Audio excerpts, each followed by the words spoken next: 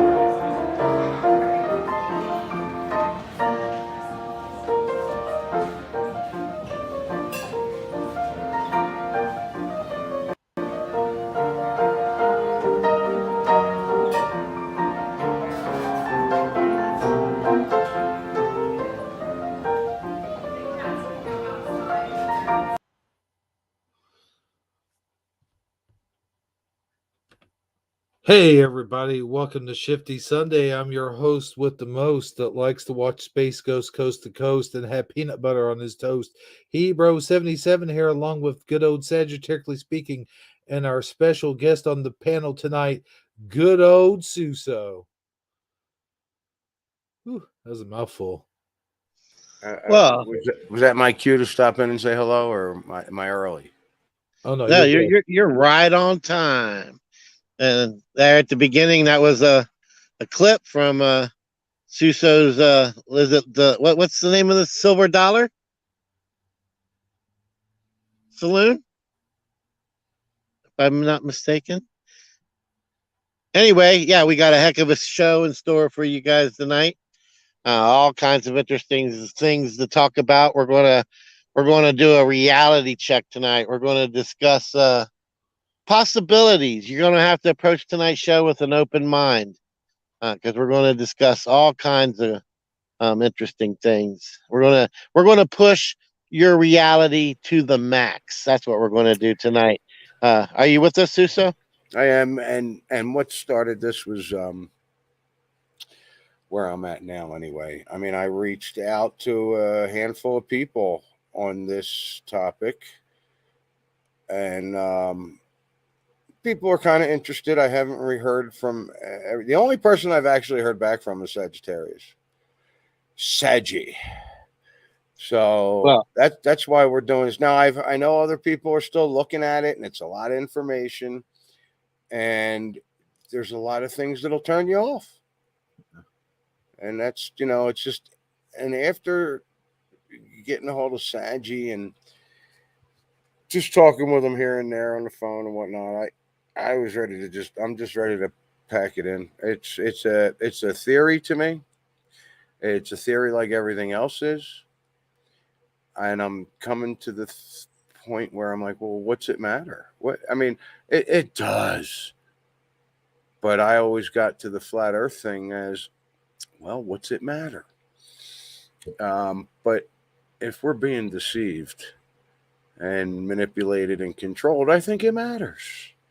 Now, yeah, as far as let me cut you off for just a second, Susso. I'll give it right back to you. I promise. I'll probably forget, but go ahead. All right. Well, I already forgot. Well, the thing about being a quote unquote truth seeker, if you will, is you have to explore new possibilities. You have to keep your mind as a canvas ready to accept new thoughts, concepts, and ideas. And sometimes you're going to come across a channel or a person or an individual or even a group of people, for that matter, who have who explore those boundaries, who explore new things, and some of it is very intriguing. But so then, but when you get into that area of conceptualizing things, sometimes some of it just seems like nonsense, and then somewhere in the middle usually lies the truth. So it's kind of like mining for gold. When you're shifting that pan, you're going to find a lot more fool's gold than you find real gold. But if you're not out there shifting the pan and sorting through all that stuff, you're never going to find any gold.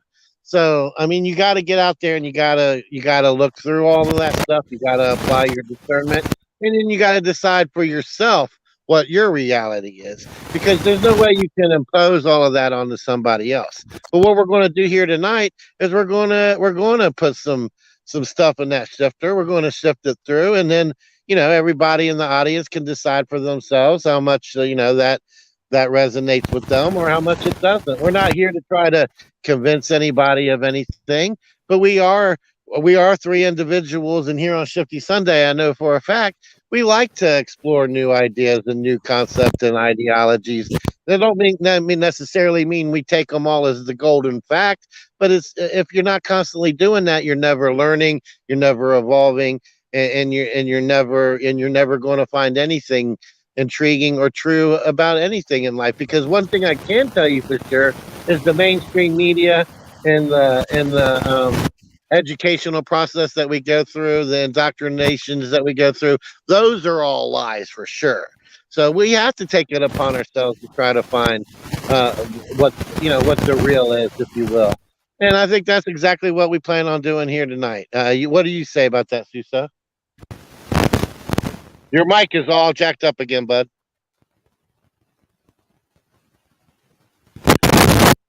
Oh, All right, I think we can hear you now. all right, because I barely touched it. Is that a yes? You can hear me? Yeah, we can hear you. Yeah, because I'm not. It's weird. I'm not totally on board all the way with this, but it really excited me. I was excited to get into something different, and not so much the videos that I watched, like 42, 45 videos or something that are about 20 minutes, 15 minutes long. Some of the stuff, whatever, I get it. People have different views on things, and this guy seems a little bit more educated in areas that I'm not, just because of his heritage. He understands stuff that I didn't get into. But it wasn't that. It wasn't his videos that really intrigued me. It wasn't. There's a lot of stuff that I'm into, a lot of stuff that I'm not. But at the same time, I'm still listening to it, and I'm just like, okay, he's got a point there. And I first got into this 3 years ago, or maybe even 4, because of John Levy's channel mentioned it. And that kind of blew me away. I thought it was another channel, but it was this one. So I went and checked it out then, and the guy puts out a video a month. So, and that's right from the beginning. He's putting out a video a month. So, and I'm like, okay, well, he's doing it like a scientist. He goes through some things, and 5 videos in, he's like, say, guys, 3 videos ago, 2 videos ago, whatever, I was wrong. I'm changing it to this because this is matching up. That's what real scientists do. But it was he got like 100,000 hits like in his first few videos, but he's averaging 50,000 hits a video, and he just put one out like 4 days ago. He only puts out one a month. Everything he says is not all about the topic that kind of pulled me in. There's so many other things he talks about, but he always brings it back to this topic. And I'm just like ready to say that. But it was that he's getting 50,000 hits a video. I look at the comments, and people are excited when he puts out a video. They're looking forward to it. At least the threads I looked at. But nobody else is talking about it. Nobody. And I know why. Because most of the conspiracy people, if you're kind of like super into conspiracies right now, you're basically on flat earth or Mandela effects. Or you've already pigeonholed yourself into that. For instance, if you're a flat Earth channel, you can't now start considering other theories. You know, Why because then not? all of a See, sudden, that's what bothering me. They're not doing it. They ain't even looking at it, and they're looking at it, and it goes against something they believe, and they dismiss it. And I'm like, wait a minute. exactly. Why are you So, doing that? You don't do that. You don't do that. You didn't do that with ball Earth. Why are you doing no. it with flat Earth? Well, see, here's the thing, Suso. On one hand, you have a truth seeker. On the other hand, you may have a Mandela affected person, or you may have a person who discovered flat Earth, but they're not necessarily quote unquote truth seekers. They just they found something that they're interested in and they've latched onto it. Or if you're a flat Earth channel and you've built a flat Earth following, you can't decredit yourself and possibly discuss other theories, because then you're gonna lose your flat Earth credentials, so to speak. You see what I'm trying to say here? Yeah. But I thought it was about the truth. I didn't think it was about you being right. Nope. I mean, yeah, if you're a truth seeker, it's about the truth. But if you're a person who's invested the last 5 years in trying to prove flat Earth theory, you can't start talking about other theories. You see what I'm saying? And that, yes, I understand that, but it blows me away because these are some of the people that I thought are the most open-minded people. I mean, they talk No, about but it's actually quite the opposite. I mean, a person who's stuck on flat Earth, that's all they talk about. They don't consider anything new. They're not even technically truth seekers. They're just flat earthers.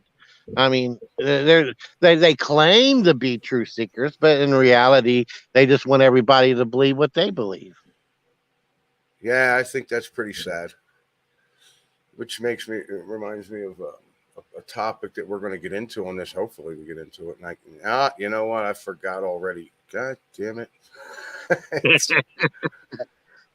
I do have some points I want to make along those lines.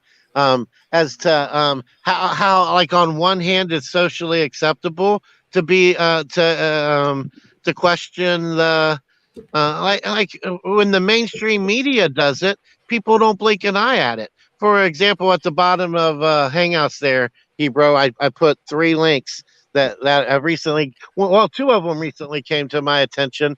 One's been around now for about 2 or 3 years. I think the first link in that thing, Hebrew, is if all the way at the bottom there says Earth's core. If you want to bring up that article, we're not going to sit here and read the entire article, but I want us to just see what to make you guys understand that all of this stuff isn't set in stone. I mean, what we grew up in high school learning about the Earth's core, the mantle, and the lava and the thing underneath it. Well, now there's an article that came out that says, well, maybe the Earth's core isn't what we thought it was. Maybe it's some type of plasma. And that's what that article discusses.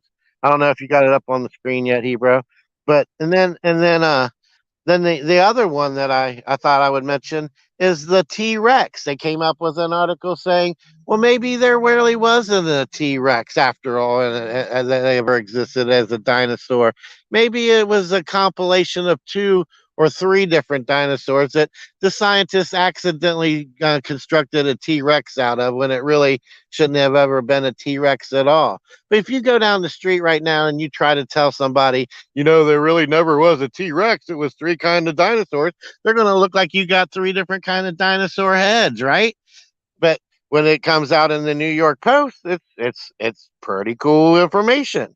As long as the mainstream media is carrying the water for it. And then back in 2019, we had the moon is apparently well inside the Earth's atmosphere. But what do you mean the moon is well inside the Earth's atmosphere? I mean, if I walked up to Hebrew tomorrow morning funny. at the coffee, I just said that's so funny. I'm sorry. Yeah, Yeah. If I walked up to Hero tomorrow morning at the coffee shop and I said, "Hey, guess what? The moon is actually in the Earth's atmosphere. You don't even have to wear a spacesuit to get there. Maybe just, a flight suit and a F-1 fighter plane." He would look at me like I was an idiot. But these are all new things Absolutely, I that are would. being Yes. so the point of all this is we really don't know. We don't know really.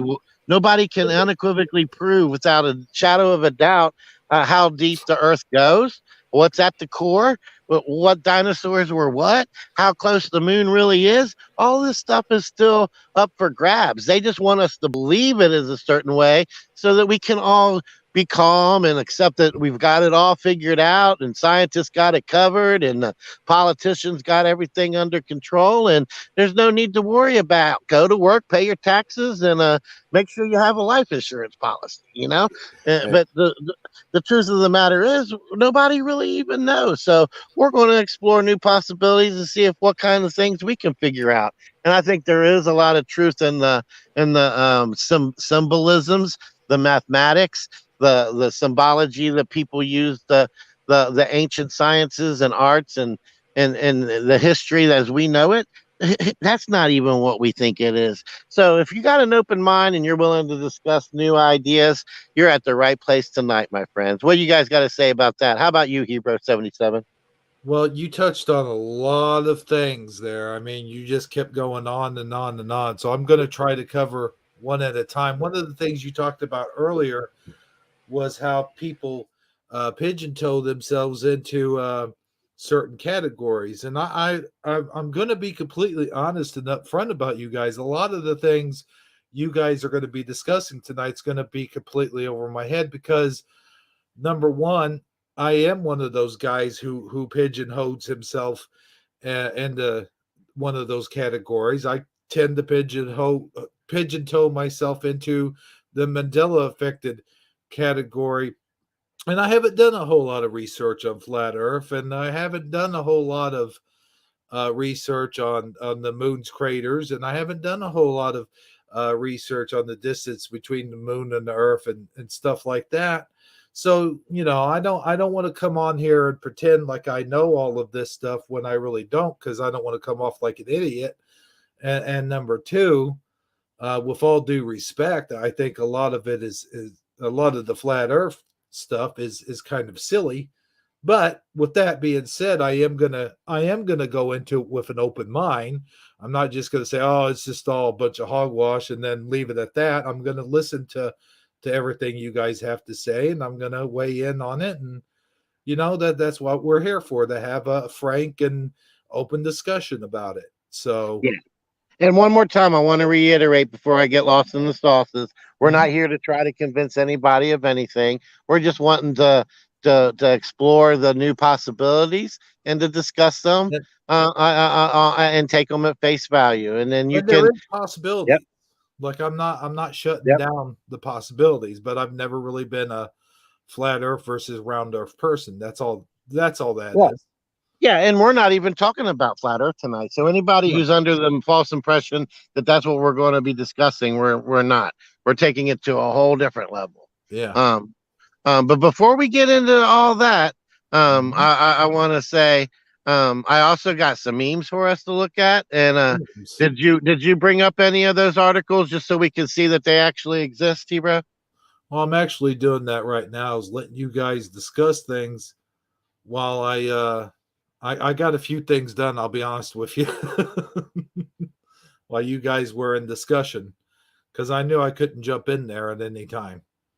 All right. Well, what do you got? Well, show me what you got. What are you talking about? You said you got a few things done, so I No, I didn't got know. things done in the house. I don't have. Oh, okay. I totally misunderstood you. All Yes, right, you yeah. did. So bring up the articles just so we can see the dates and the All right. legitimacy of what I'm saying. Well, here's the thing. All right. Um, damn, you got a lot The of thing. memes on here, man. Yeah, it's at the very bottom, like I told you, Very bottom. Okay. of Shifty Sunday. Shifty Sunday. At the very bottom? Very, very, very bottom, like the most recent thing I gave you. Okay. Earth's atmosphere. Is that it? Yeah, those 3 links right there. They're all in the group. All right, hang on 1 second. Let me get my screen up. Wait, what the hell? See, the thing is, I was trying to talk and give you time to be doing that while I was talking, not picking up your dirty ass socks, my friend. I know, but see, hey, you got to take advantage of those times. I was fixing my drink and rolling some cigarettes, so just excuse me. Really? You roll cigarettes now? No, I'm just kidding. Oh, okay. But I was fixing something to drink.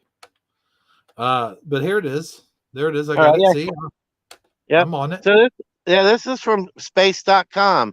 And it says, surprise, Earth's atmosphere extends far beyond the moon. When did this article come out? Let's see. February 21st, 2019. And then here's a diagram trying to explain it to us.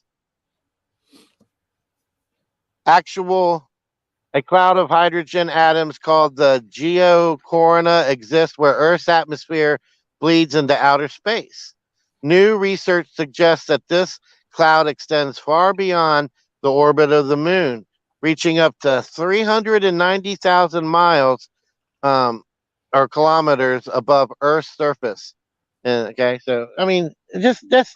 But you know what? Most people don't even know that information even came out. And if you was Right. to try to tell them that, they would think you were crazy. Unless you could prove it, with the New York Post.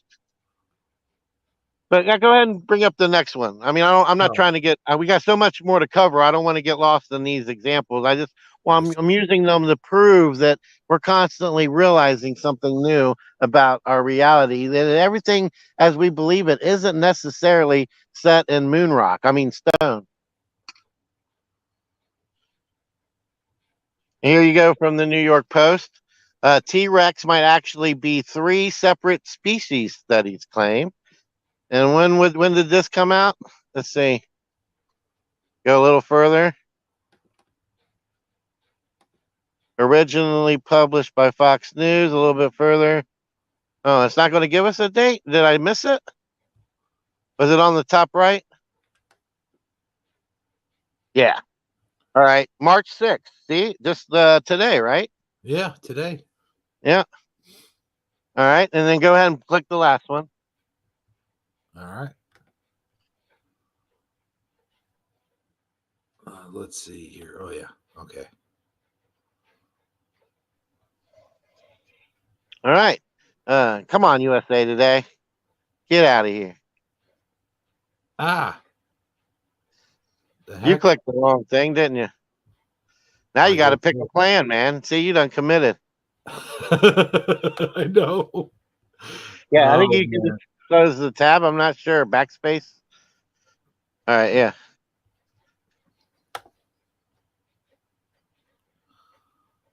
Oh, geez. I guess. That would get on my nerves. All right, scientists discover the Earth's inner core isn't, what the heck? Sorry, man. Isn't solid or liquid. It's super ionic. What do you mean it's super ionic?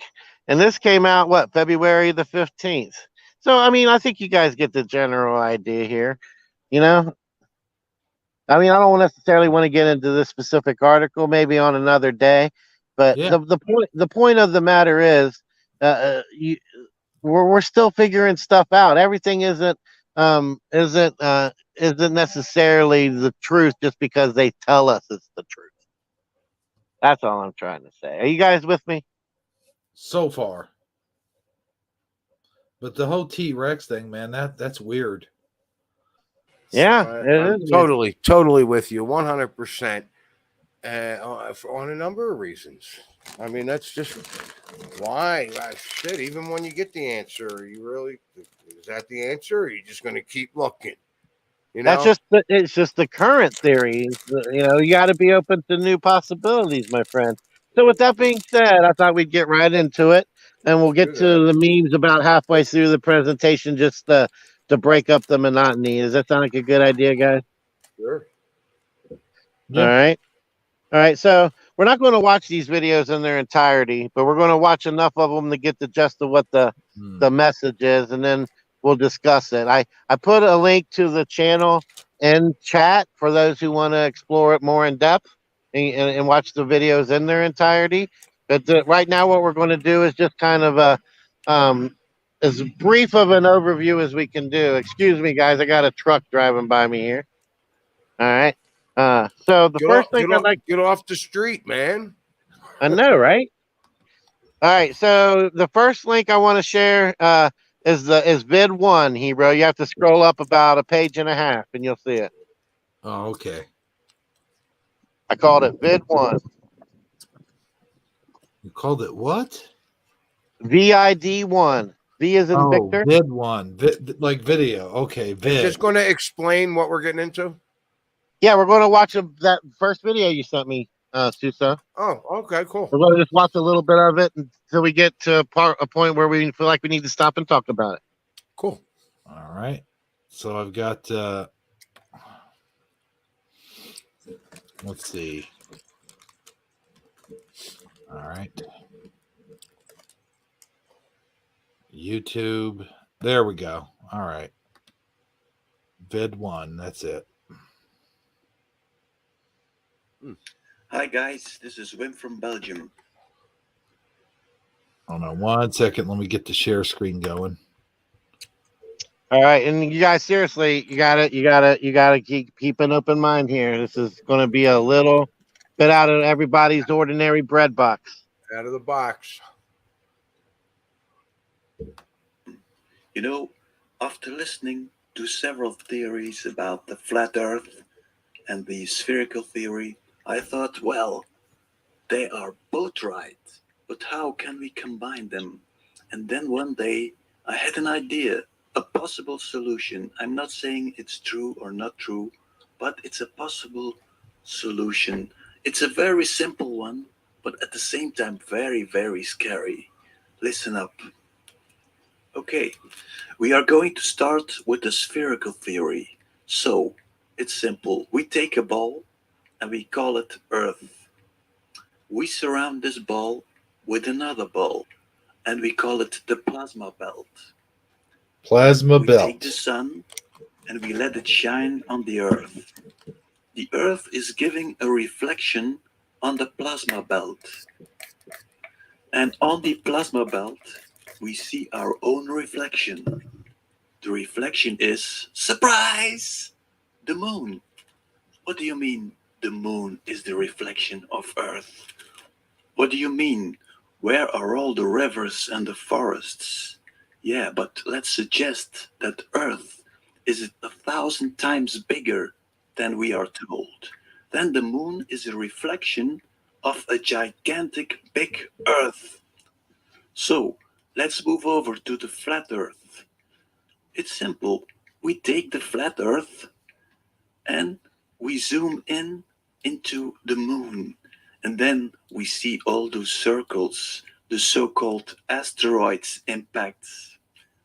Well, let's suggest that one of those asteroid impacts is a flat Earth. That would mean that we are surrounded by other biosystems. So, if this theory is correct, now we understand why Antarctica, the so-called Antarctica, the snow wall, is being militarized. We are afraid of other biosystems attacking us. It's like in the series Game of Thrones, where there's a gigantic ice wall protecting us from invading species. All right, can you pause it right there? Here's another story. Before we get too much more involved in it. Okay, so you basically, what you're seeing there, that little bitty circle there on the moon, not in that specific crater, that would be Earth as we know it. Okay, Right. realm, from the North Pole to and the amount of land that we have explored and are well aware of. Okay, from Antarctica to the North Pole to everything in between. Now, what he's trying to say here is that the Earth is actually much bigger than that. So if you're going with this theory, then you're going to have to assume in that we're looking at a reflection of Earth. All of that other stuff on the moon that you're seeing there is Earth that hasn't been discovered yet, beyond the ice wall. That's the amount of possibilities that exist beyond where we've explored. Are you guys with me so far? I know you are, Suso, but No, Hebrew, I are am. you see what you get the concept of what he's trying to put down? Hebrew's getting some work done. Yeah, I know, right? If he's going to do this all night, it's going to be a long night. No, I hope he's staying with us. I mean, I'm just trying to think here. Trying to So wrap his head around it, because you know what? Flat earthers are not going to like this, because this guy still says the moon's a ball. yeah, So flat earthers do not like that. But if it's inside a crater and it looks flat, why would they give up? Why would flat earthers give up? Why wouldn't they look into this to see, well, maybe there's something to this? Yeah, and I'm not saying it's gospel. I'm just saying it's worth consideration. It's an idea. It's a concept, an ideology Right. that you that could at least be explored, considered. Yeah, you think? I don't know. It excited me. Listen, it really excited me to the point where I actually watched 40-some videos of this guy. Yeah, and not over a period of- everything he says, and not everything on his channel is this specific topic. He delves into other things as well. But this is definitely interesting. You got anything you want to add to this before we go any further, Hebrew? I'm just trying to think. Okay, so with the risk of coming off like a moron here, so basically what he's saying is that Earth is not Earth, but it's actually a reflection of Earth. Like we actually are on the moon in this little crater. Yes. No, And he's calling it he's calling it bigger Earth. He calls the moon bigger Earth. Okay. Yeah, the moon is a reflection of the bigger Earth. Oh, Yeah. so okay. Well, So we're seeing a reflection of what else is out there, even though we've never actually physically been there.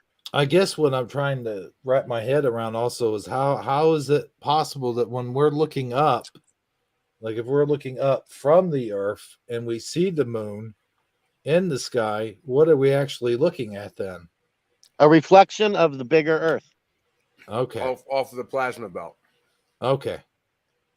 That's what I was trying to get. See, I wasn't getting what. But I have questions about that too, and I'm sure they'll pop up. Because I'm like, wait a minute. But he goes on later in videos to explain, to answer my questions, but I just don't understand his answers. Yeah, and sometimes he corrects himself and says, okay, maybe I got this one wrong, but how about this? He's a real scientist. Yeah, he doesn't just stick to the first thing he thought of. He's willing to expand or amend it as he goes along, which, I mean, even people who draw maps are constantly amending them. They got that patch of trees wrong or whatever. You get the idea. Sure. All right. Well, let's go ahead. Okay. About aliens coming from other star systems. Well, maybe they won't be coming from other star systems. They might be coming from planet Earth. Maybe on one system you have the humanoid species being dominant. Maybe on the other biosystem you have the reptoid or the insectoids being the dominant species. And when you hear the story of Jules Verne, when people are going to the middle of... So let me ask you this. So actually, and this is me being stupid again about flat Earth, but yeah, don't feel like you're being stupid, man. I want you to ask every question you come up with. So when we send a rocket, let's say we send the rocket to the moon. All All right. right. So if you send a rocket to the moon, what we're actually doing is sending it from here to here. We're not sending it straight up. We're sending it from any direction, almost like. No, I mean, honestly, I mean, I guess it really all just depends on how you're perceiving it. My answer, so you can answer after me, but my answer would be we can't send a rocket to the moon. No, we've never sent a rocket to the moon, and we're never going to send a rocket to the moon because the moon isn't something you can physically go land on. It's a reflector piece that allows us to Okay. that allows us to see the greater Earth around us, even though we can't physically get there. The moon's a reflector piece. Yes. Okay, now I'm starting to. All right, go on. Suso, do you have anything you want to add on to that or correct Oh me? yes, I do believe he speaks about rockets later. He talks about shuttles. He actually talks about. Can you see? I believe it's. Do you see the small? I guess you can't really see it here because I don't think he's. I don't think he actually. When he did this video, he did not find our crater yet. Okay. That's just he's still looking, and I think that many of the craters are probably similar. And I'm kind of on like. I don't know if he actually found our crater or not. He might have found something but some of the stuff lines up great and some of it's off just a bit. But with the rocket thing, he suggests that they actually come up and out and they are leaving. Like say a shuttlecraft leaves, they actually go to another crater south of the crater that they're in. There's actually a landing pad and they switch the lettering and the number and bring back the last shuttle. This other shuttle is cruising around from crater to crater. See, that's what I was. And then when they let go of the next, and they're not bringing back the same shuttle. It has the same name. It's just a theory that he has, but he has a very interesting theory of why. And I'm like, okay, but he does also say there is a dome, but there wasn't always a dome, and that's in a different thing because he talks about Ra and the Egyptians and so on. Because that's what I was getting at. If there's a dome, then a rocket could not shoot straight up in the first place. Yeah, but I think he suggests they go in a certain direction, and they're not leaving the bigger Earth. They can't get out of the bigger Earth. So we don't. Even if we figured this out, even if this was true, we'd still want to know what's beyond the bigger Earth. And apparently, that's where they can't get out of. Okay. I'm guessing because a lot of this is a lot of this very entertaining. Yeah. It's hard to say for sure, but let's keep it going. I think we're almost done with this one. Earth, and they discover a totally new world. Maybe there are tunnels here on Earth where you can reach other biosystems. And instead of going to the center of Earth, you are going to another biosystem. So why would they not be telling us this all? Well, maybe the elites are thinking, well, I'm screaming, stop it there for a minute, but I'm on mute. They know that we're not. All right, what did he say, the North Pole? Okay, yeah. This is the only video he mentions that. He does not bring that up again, as far as I recall, because I was very interested in that. He talks about the way out of flat Earth. He says the way out of flat Earth is, the South Pole, and you're actually going to end up out on the crater. And I'm thinking, well, it's about, I think I estimated 250,000 miles to the next crater, which is quite a long way. I don't know if you know that or not, but I'm like, it might as well be outer space, right? But everybody can, I can still feel infinite outer space. And I know it's not that. I know that's not what it is, but I can still feel that. Now, infinite land, this might as well be infinite land if it's a ball. And he does say it's moving and spinning in a certain angle. He talks about that. It's like, that's why I'm like, flat earthers are just going to absolutely not ever listen to this guy again. But he still has a shit ton of people watching him. but he's still the only one. There's some other guy that started, I think it's a friend of his, that started piecing stuff together. I don't even know that channel. It's all history stuff. It's how the earth became what it is, and what we were something before. And half of the crater, he suggests and figured out for some reason that half the crater is Antarctica. The other half is our world. Yep, and I think we're going to get that far. As a matter of fact, we can stop this one here, and let's go to the video 2, Hebrew. Video 2. Yeah, there you go. Video 2. Yeah, you're saying stuff that's matching up with what my thought process. Awesome. Yeah, you're asking excellent questions too. I mean, and there's no necessarily right answer. All this is just the concept, you know. Part 2 is right there. Oh, there you go. It is interesting, but he goes off on things, like I said, that people just can't get around. And I think that's a shame. I mean, even if it's not true, even if it's not real, let's debunk it. So, and I thought about debunking it. I actually have up Google Moon on my computer right now, and I'm like looking at it and zooming in, and I'm trying to figure out. Google Moon is just like Google Earth. They cover shit up. Why are you covering shit up on the moon?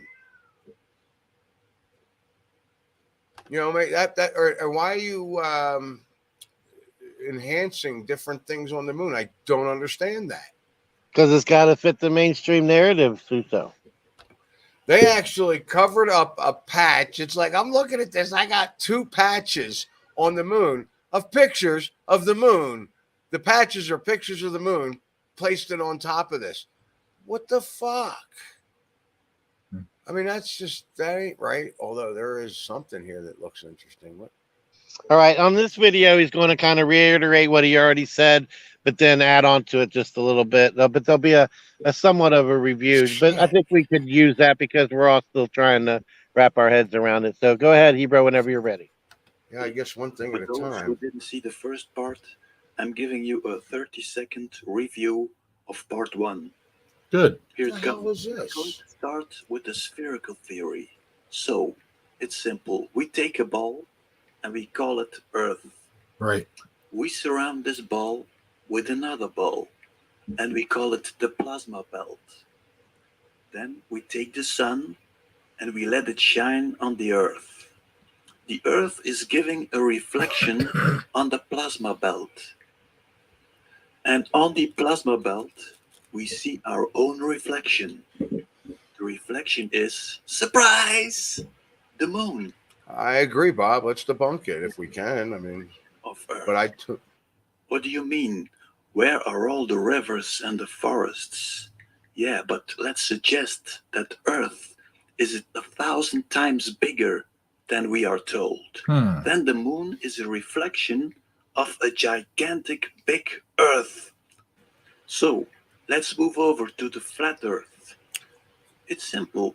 We take the flat Earth and we zoom in into the moon. And then we see all those circles, the so-called asteroids impacts. Well, let's suggest that one of those asteroid impacts is a flat Earth. That would mean that we are surrounded by other biosystems. Here is part 2. I would suggest fasten your seatbelts. It's going to be a heavy ride. Okay, people will say, well, this theory, it's not real. What are you going to do with a solar eclipse? Okay, I will explain solar eclipse to you. Watch this.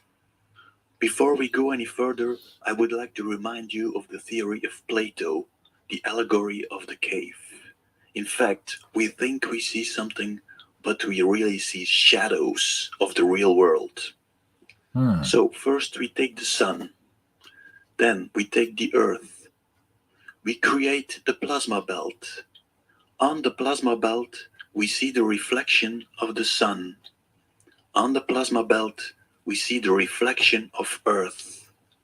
The reflection of the sun is shining on the Earth. So everybody is thinking, that the sun is shining on us, but in reality, it's the reflection of the sun that is shining on us. So, what is a solar eclipse? A solar eclipse is the reflection of the Earth. The so-called moon is blocking the reflection of the sun.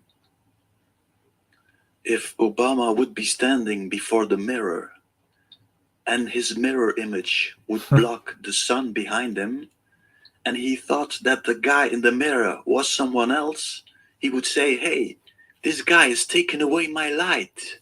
Please." Now, I'll pause it right there for a second. Mhm. I'm going to have to debunk this right here, right now. There's And no I way. want before you do that, I want to say I'm not actually. I mean, I'd like to say, yeah, if we could debunk it, that's fine. I'm not out to crush this guy. I think this is amazing. I love the theories.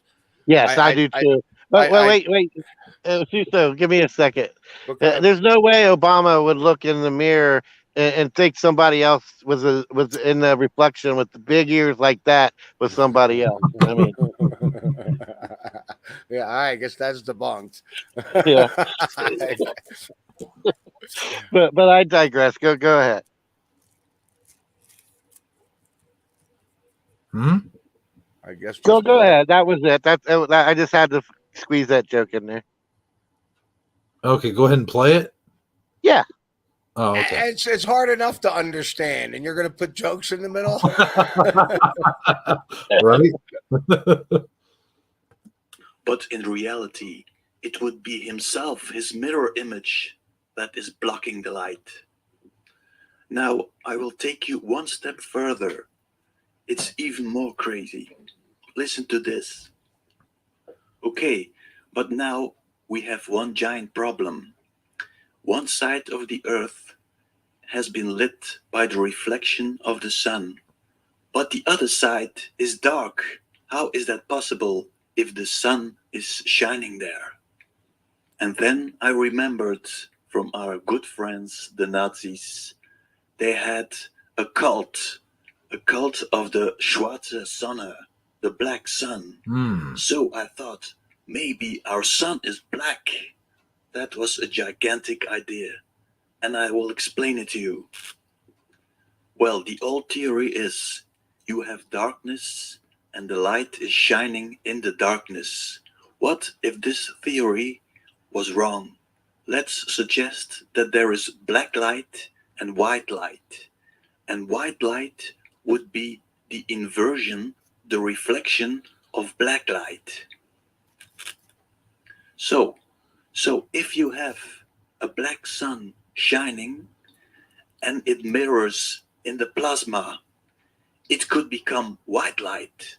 So white light is the reflection of the black light in the plasma belt. So when you are standing outside at night, the black light is shining on you. I know it sounds crazy, but let's assume that water is reflecting black light and is turning it into white light.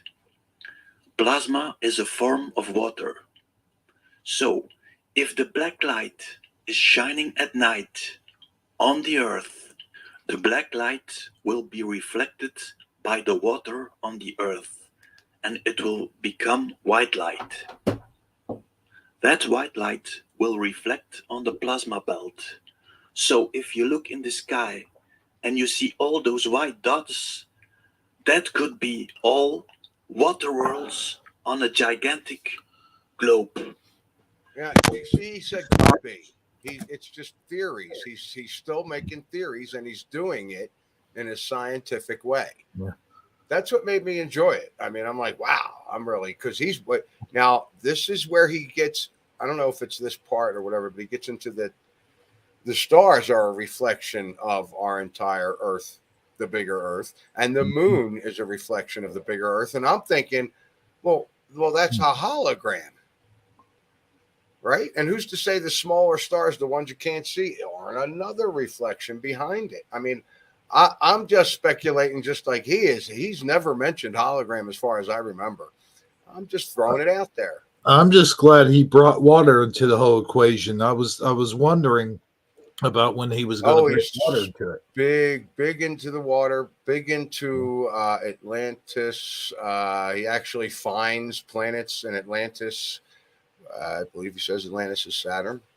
Finds them on the moon. He still hasn't found which crater is Earth's, and he does it in a couple of videos. I mean, he does it in, I guess, 5 videos out. Well, I mean, I like the whole water thing that he adds into it because water in itself is a giant reflection of light bouncing off from the sun to the earth. And Well, and this is still interesting. His theory. I mean, I'm like, okay, I'm listening to this, and I'm going, dude, really? Okay, why not? I mean, he's just speculating, and it sounds goofy, but I'm like, why not? I've seen shit change before my eyes. true. So what makes this any worse? So anyway, I just kept going deeper. Let's keep going. Yeah. Would be a map of the Earth reflected on the plasma belt. So, and what star would be the Earth? Well, it's quite simple. There is only one star that is not moving. That is the polar star, Polaris. So when you see a time lapse of the stars turning, that means that the Earth is turning, and at the center stands Polaris. So he just lost all the flat earthers by saying the Earth. And go ahead and pause it right there. He did Susso, but then he didn't, because part of the flat Earth argument includes Polaris, or the North Star, simply because when if you take all the stars in the universe, or in the night sky, I should say, and and you time elapse them, you see all those swirls there on the screen. Mm-hmm. They do that circular motion over time. Like if you was to take a whole year of pictures or video, and it would look like that, right? Except for the very center of that circle, that star that you see, Polaris, the North Star, and that kind of goes against, in my opinion, that goes against the fact that star remains affixed perfectly in the same exact spot in the night sky, day in and day out, through centuries and eons, for as long as we've been recording the stars. That makes it hard for me to believe, me personally, and flat earthers sometimes use this argument, but not always. There's no way we're a spinning ball in space, circling around the sun, which is circling around the Milky Way galaxy, which is part of a bigger galaxy It traveling sounds so through space. stupid. It sounds so goofy now. Yeah, but one star stays perfectly affixed and never moves. That's and then all the other ones do a complete circle constantly. If we were spinning, that would be way more erratic. It would be zigs and zags and turns, and there would be impossible for one I'm going star to say to stay affixed in one place. And I digress. Go ahead. Thank you. In about 2 videos from now, 3 videos from now, he says, I said Polaris was the Earth, because I think he's about to come up and say that. And then he says, I was wrong about that. And then that's where he finds the crater on the moon and says, this is our crater. And I already went into that, where he could be close. That could be it. I don't know. But as far as Polaris, if a Polaris is a reflection of the stars, and he found a crater on the moon, why couldn't Polaris still be Earth and this crater he found? Because I think he might be off on that. I think these craters are probably going to be really similar after what I've looked at. And ladies and gentlemen, I just want to say real quick, Armor Up join chat. Armor Up join chat. I was hoping he'd join the conversation, actually. He's got time. Yeah, I hope he does as well. And I mean, I do think that there is something between Polaris and Earth that is sanctified, that we're somehow symbiotic, somehow linked. Even if you go into the Bible stories, they followed the North Star, right? To find Bethlehem or something like that. I don't want to misquote the Bible, but I know that the North Star is mentioned predominantly.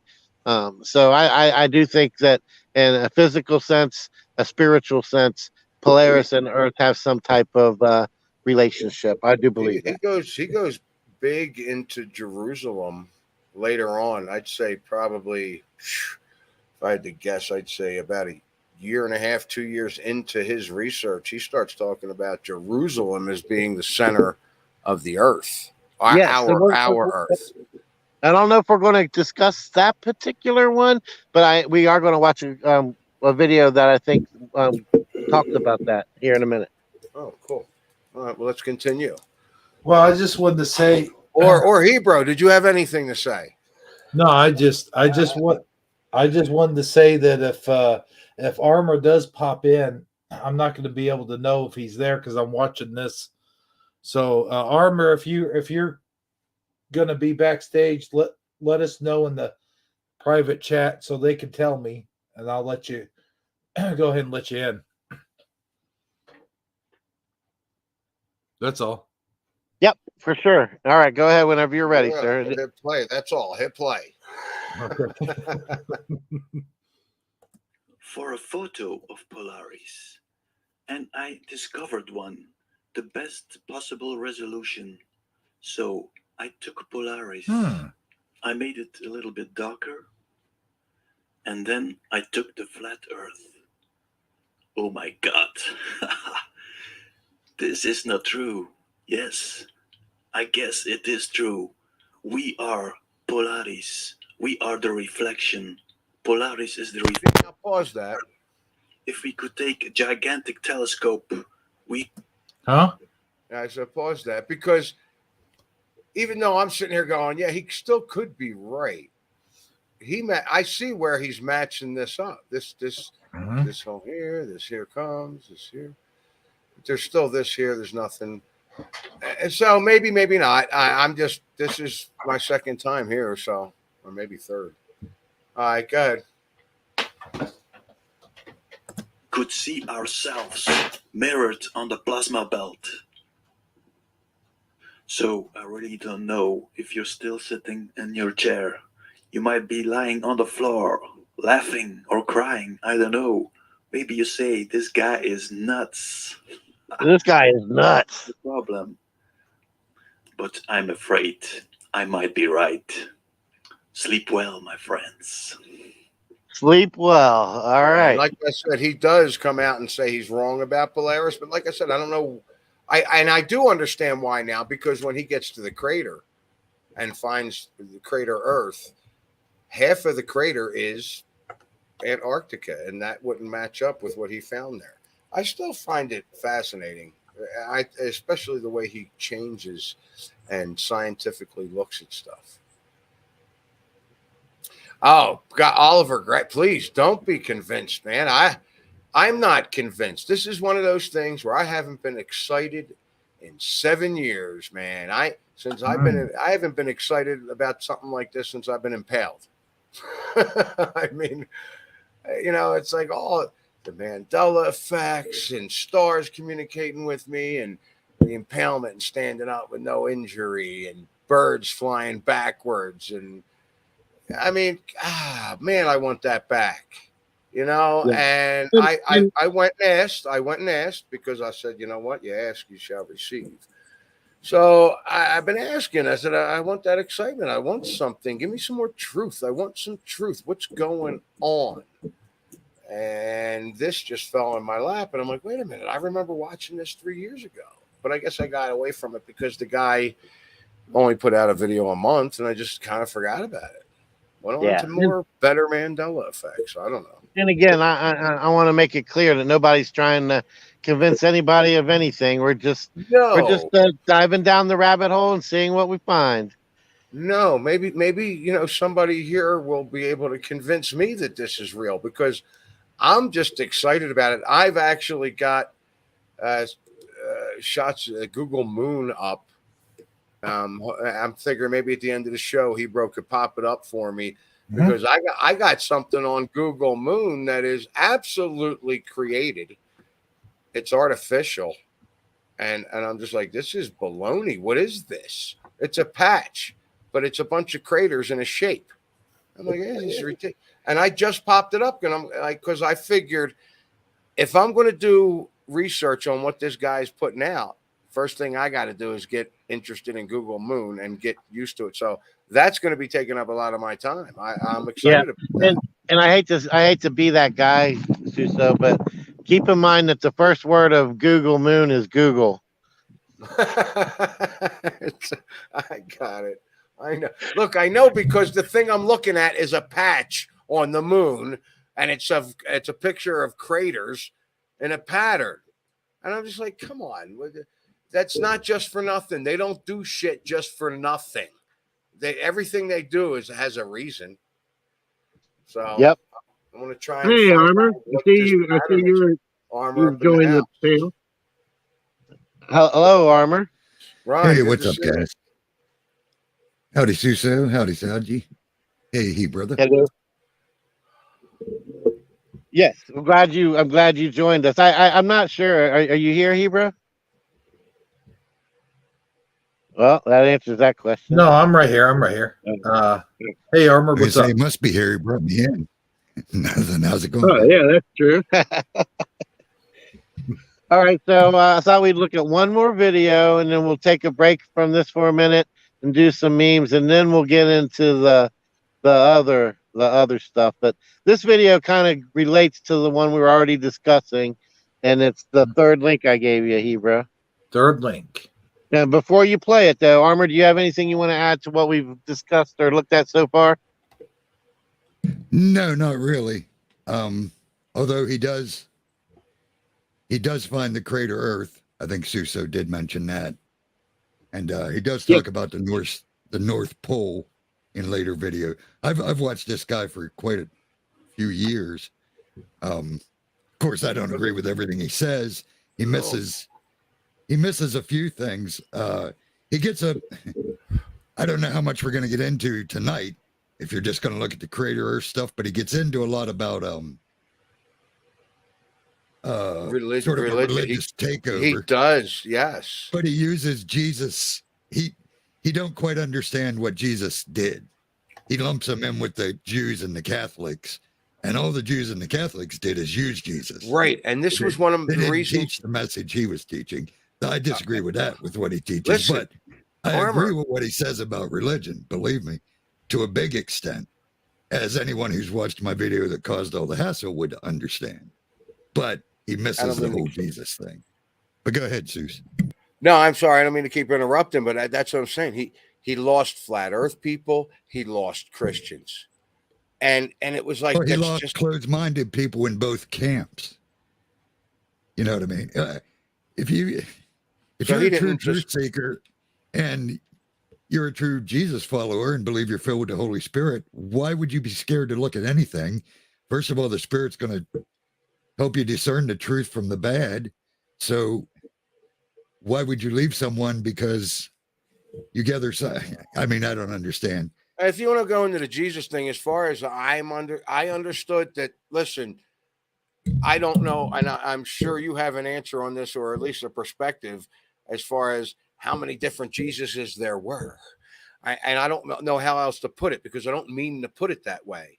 I mean, I think there was a Jesus, and I think there was somebody that kind of infiltrated that, or they made up a story about a different guy and they just called him Jesus or Yeshua or whatever. That's obvious. Jesus warned about that happening. There's going to be lots of Jesuses, and there is lots of Jesuses. So there you go. And that's so we can take that. So we can take that and just walk through it and say, okay, let's just say this guy missed it, and let's see what else he has to say. All right, that's exactly what I'm saying. Don't throw it out. Yeah. That's exactly what I'm saying. I didn't throw it out when I realized he missed Jesus's message. 99% of these people calling themselves Christians miss Jesus's message. So why would I expect someone that probably hasn't read the Bible would miss Jesus's message? I might have been watching the guy a month now, Ron, and you've been watching him for years. I mean, yeah, and I got turned on that's to an him the same answer way right you there. did, John Levi. You know what I mean? Oh yeah. That's Oh how I really? found it. Okay. Yeah. Nice. Yeah, I mean, I'm not on board with the crater Earth thing. I'm not saying I believe the crater. Yeah, but I'm saying it makes a lot of sense. I mean, let's think of it in the mainstream way, the way most people think. If let's say you believe the aliens came and stopped a nuclear war at one time, because that's a theory that was out there, you know what I mean? And the aliens don't want us to blow ourselves up because it'll affect them. Now, these aliens supposedly live billions, zillions, quadrillion light years away or whatever. So why would us blowing ourselves up in a little pinpoint spot of the galaxy, why would they care? However, if we're all on one big giant Earth, as this guy claims, and we're going to blow up a little hole in the middle of the giant Earth by nuking ourselves, they would care. Like that. Yeah. Also, everyone, the flat Earth people who says space is fake, they all want to bring up the fact that rockets take off and then go horizontal. This guy explains why rockets take off and then go horizontal. Right. So, you know, I mean, there is points of his theory that make sense. I'm just saying, you know, I'm just saddened by our chat room, to be honest. I thought we had way more. I'm not saying buy into everything everybody says, but like Sadie says, at least watch with open minds. There's lots of truth to be gleaned from what he's saying. And I ain't saying the truth has to lie with a reflection. I'm just saying there's truth in everything. Father puts truth in everything. Quit being so scared to look at things and then claim to be led by the Holy Spirit when you're scared to look at something. There ain't no fear in the Holy Spirit. You'll look at anything, you'll discern the truth. Boom. Somebody put an exclamation point on that. Damn. Thank you for coming in. Yeah, I'm glad you joined us as well. And I mean, that is bottom line. What the point that I want to reiterate is that, I mean, if you're not exploring new possibilities and you're remaining fixed on the concepts and ideas that you've already established in your mind, then you're never going to evolve or expand your horizons. You're never going to be enlightened by something new.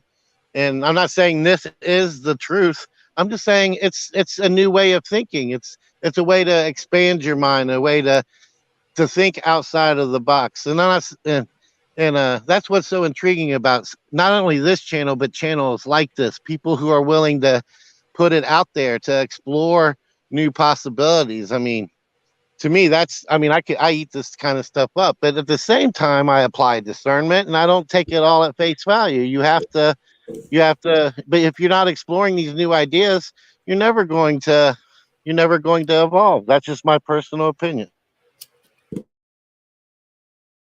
Take a break now? Yeah, let's take a break. Let's look at some memes. Before you look at the memes, why don't you put up that the shot with the snow there, Hebrew 77? Yeah, you can do that. Put the snow shot up there. If you're in the room. I know. I hope he's still with us. Well, that's not the one I meant, but that, I'll tell you right now what that is. That is a shot of the moon on Google Moon. And, I mean, are you kidding me? What is this? This is ridiculous. It's a patch.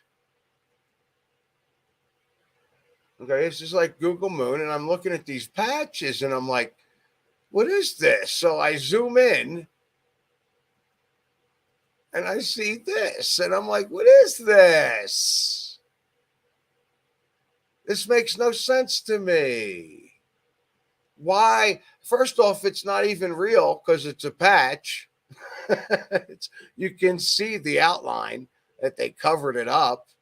What I want to look at is stuff like this, or see what this stuff is. I want to zoom in, and you can't get in far. You're not going to get in.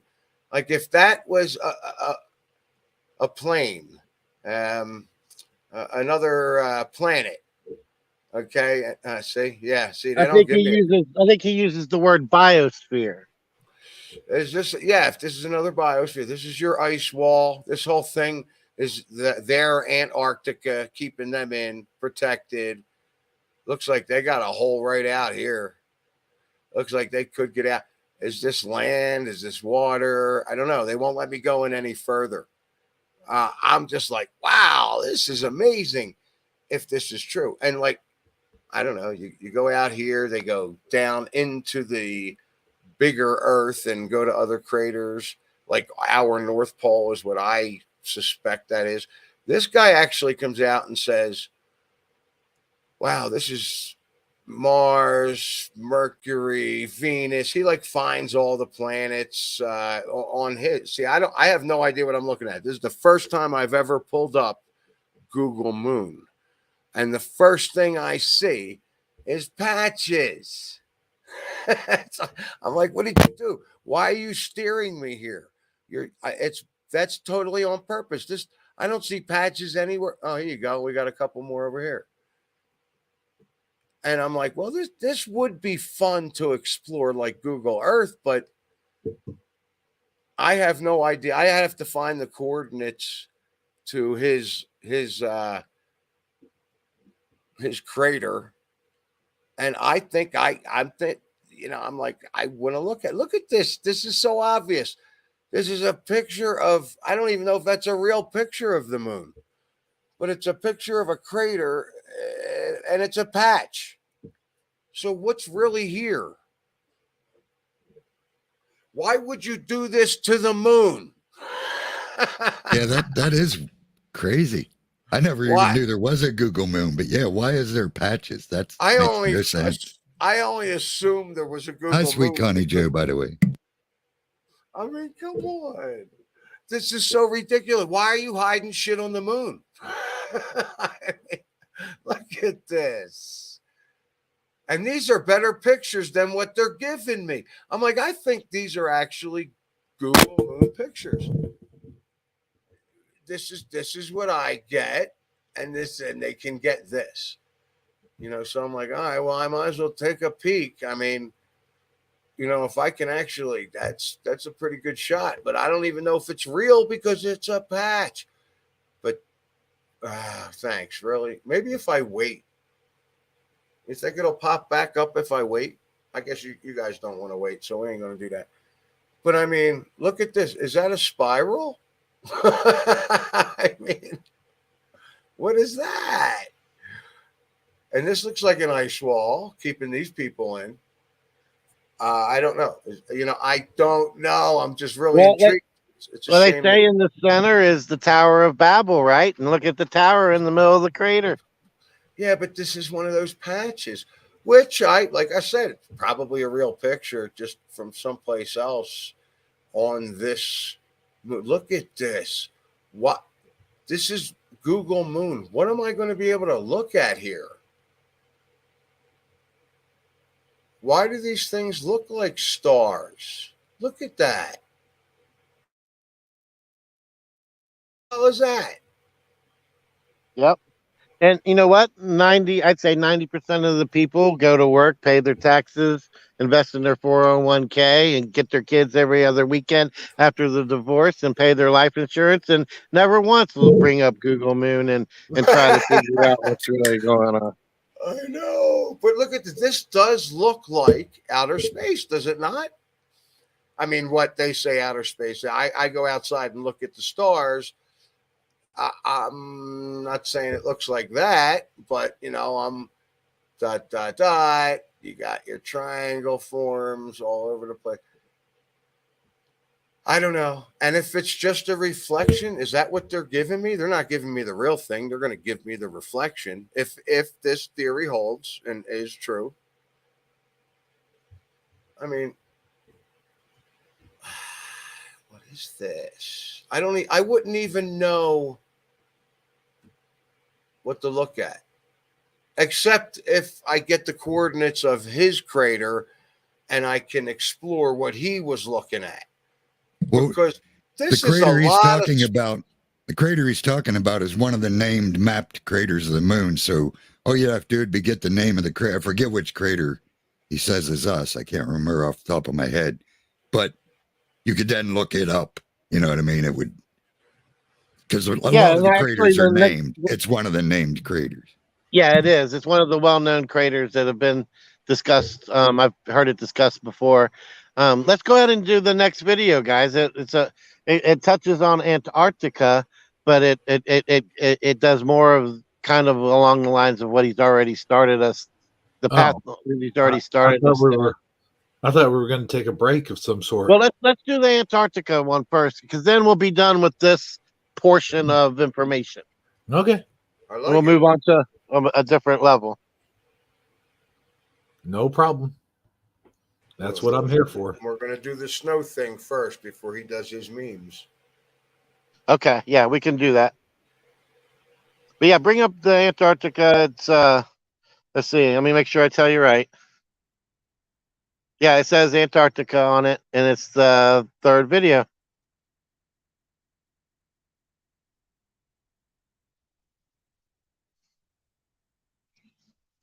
You see it, Hebrew?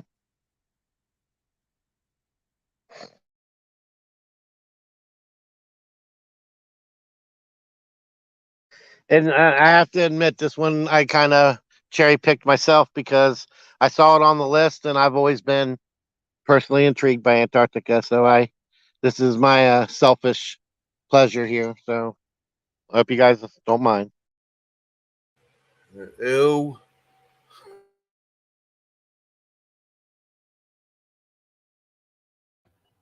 I just got to say on Susso real quick, I like that video, but I got to be completely honest and open with you here.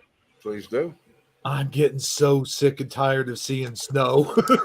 Oh, really? I know you're used to it, but oh man, used to it. No, we're not getting enough. We need more. We just had a blizzard today, actually.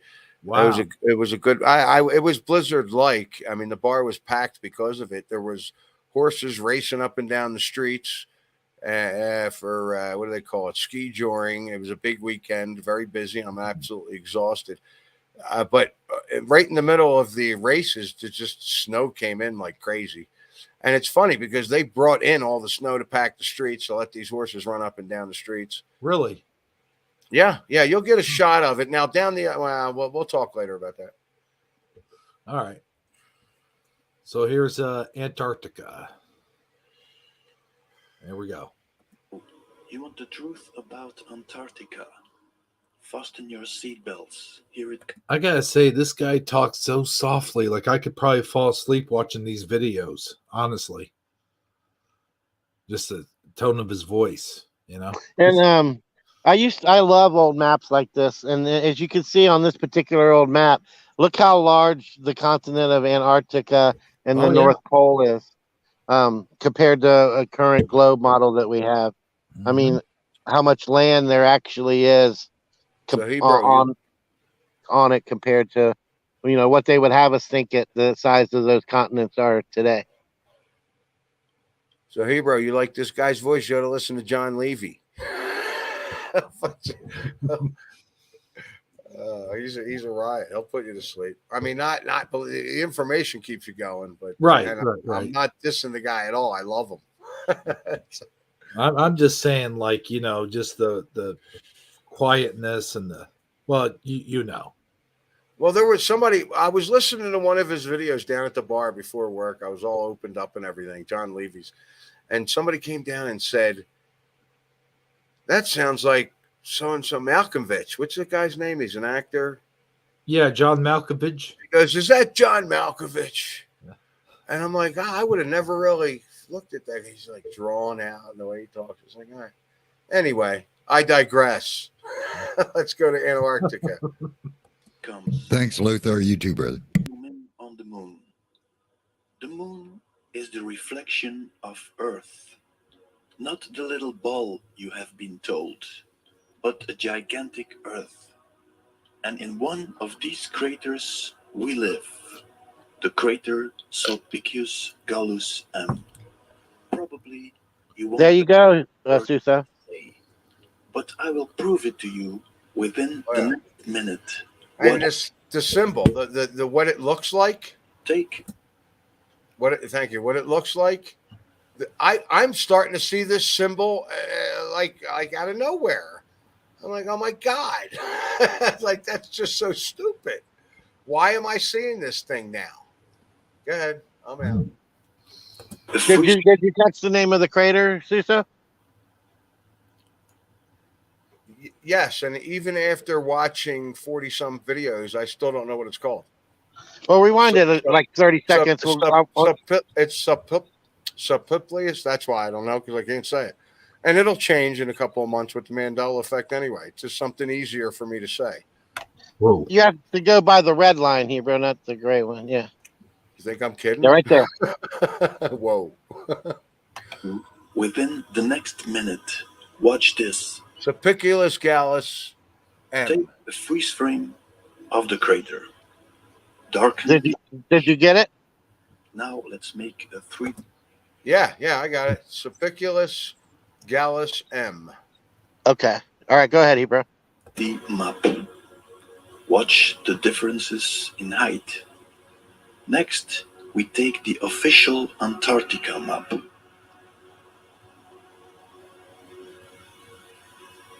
Flip horizontally, rotate a bit, skew it a bit, put it on top of the 3D map. Well, for me, that's a match. But for you unbelievers, let's watch it in detail.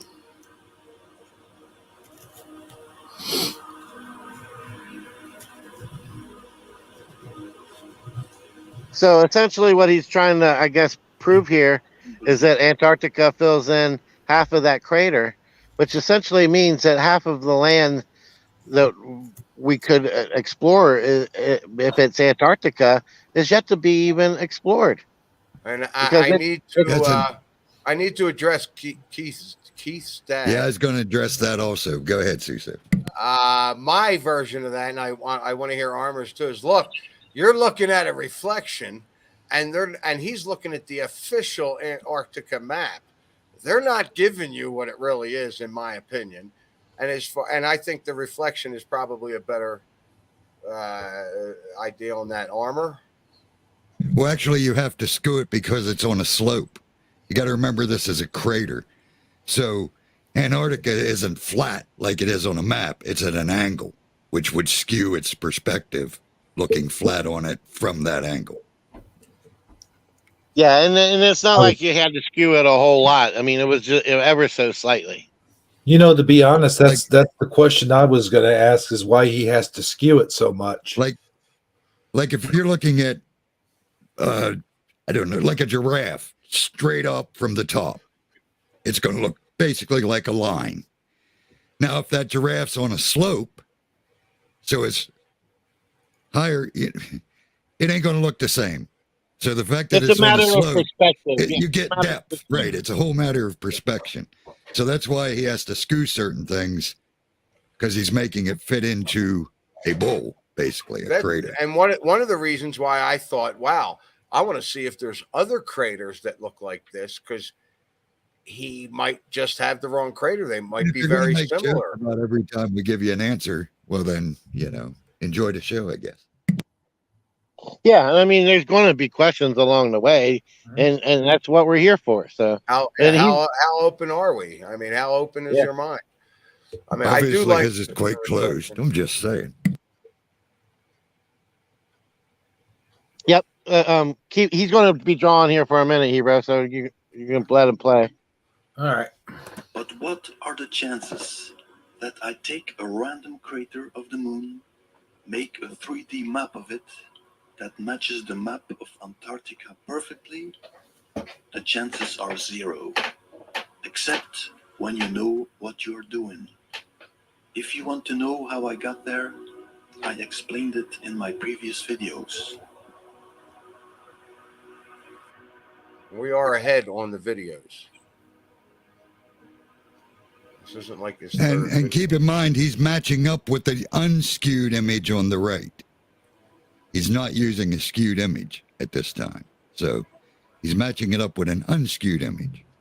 To be honest, this insight was a complete surprise for me too, because I thought there was no Antarctica. So both theories are true. You have the ice wall of the flat Earth, within the middle the North Pole, and you have the continent Antarctica, only it is much bigger and it is not surrounded by water. There is probably no South Pole, as we are not on a little ball. Now I will look for the passage to get out of the crater. Someone who saw my video gave a reply saying that No, the one he was circling wasn't skewed. It was the original.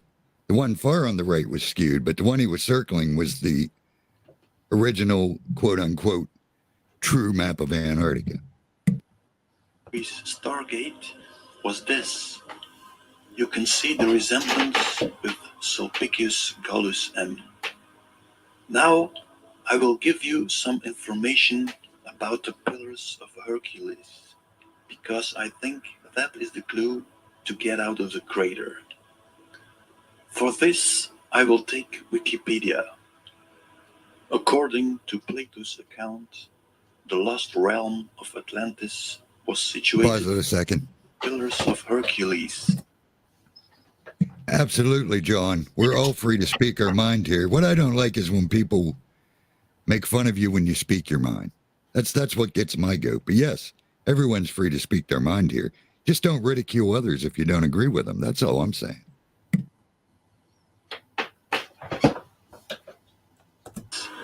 In effect, placing it in the realm of the unknown. Renaissance tradition says the pillars bore the warning nec plus ultra, also non plus ultra, nothing further beyond, serving as a warning to sailors and navigators to go no further. So when the psychopaths tell you to go no further, you can be damn sure there is something beyond. So where are the Pillars of Hercules?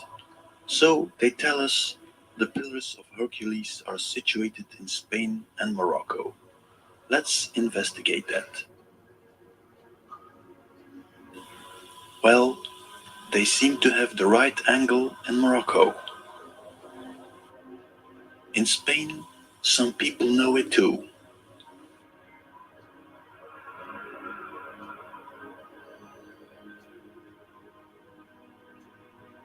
The Pillars of Hercules remind me of the favorite subject of the Freemasons, the Pillars of Jachin and Boaz.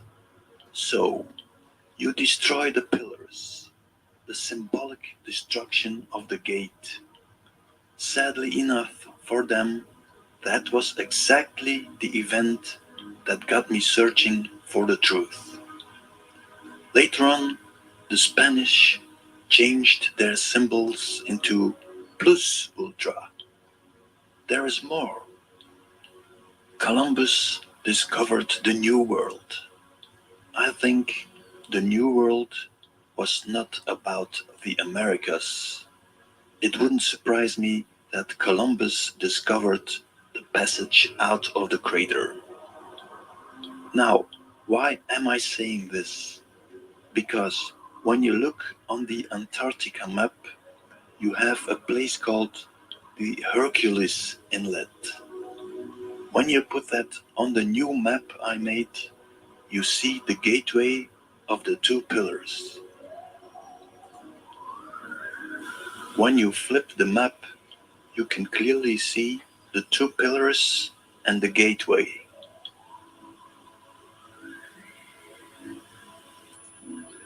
Another way to get out would simply be walking all the way out of Antarctica into the New World. Maybe the New World Order is not the New World Order, but the New World Order, the small elite that knows there is a new world beyond. The same people that made the Antarctica map. They know. So, in World War II, with the improvements of air flight, the Americans must have seen the bigger Antarctica, or the Germans, British, Russians, but nobody says a word. Why? That's because there are no Germans, British, or American. They are all servants of the Roman Empire. The Roman Empire that slowly morphed into the Holy Roman Empire and the Vatican. Top of the military are the Templars. The Templars' cross is everywhere. In England, Germany, the Vatican, Russia, and so on. All the elites are members of the Templars. It's the He-Man cross. And in the meanwhile, during World War II, they are hiding behind their neutrality in their hiding place, Switzerland, headquarters of the Templars, with their Templar treasure and looting the whole of Europe with their favorite criminals, the Nazis. After the war, the German people are slaughtered, and the real criminals flee to the US and the USSR, where they work on their new global deception, the fake space program. To the US, they sent one of their top criminals, Werner von Braun. There, he creates NASA, responsible for the fake solar system and the fake moon landings. Now I will end with this image. The eagle of the Roman Empire lands on biosphere Earth, crater on the bigger Earth, and covers it with the acacia, symbol of the Freemasons. Well, then you have that. I mean, and again, everybody apply your own discernment. Watch the video and decide what you will. But I found that argument to be somewhat compelling. Of the real Earth. You also see the number 11, the two pillars. They are manipulating our subconscious. There is a word for this whole story. And sooner or later, these people will get what they deserve. Thanks for watching. Thoughts, opinions, guys?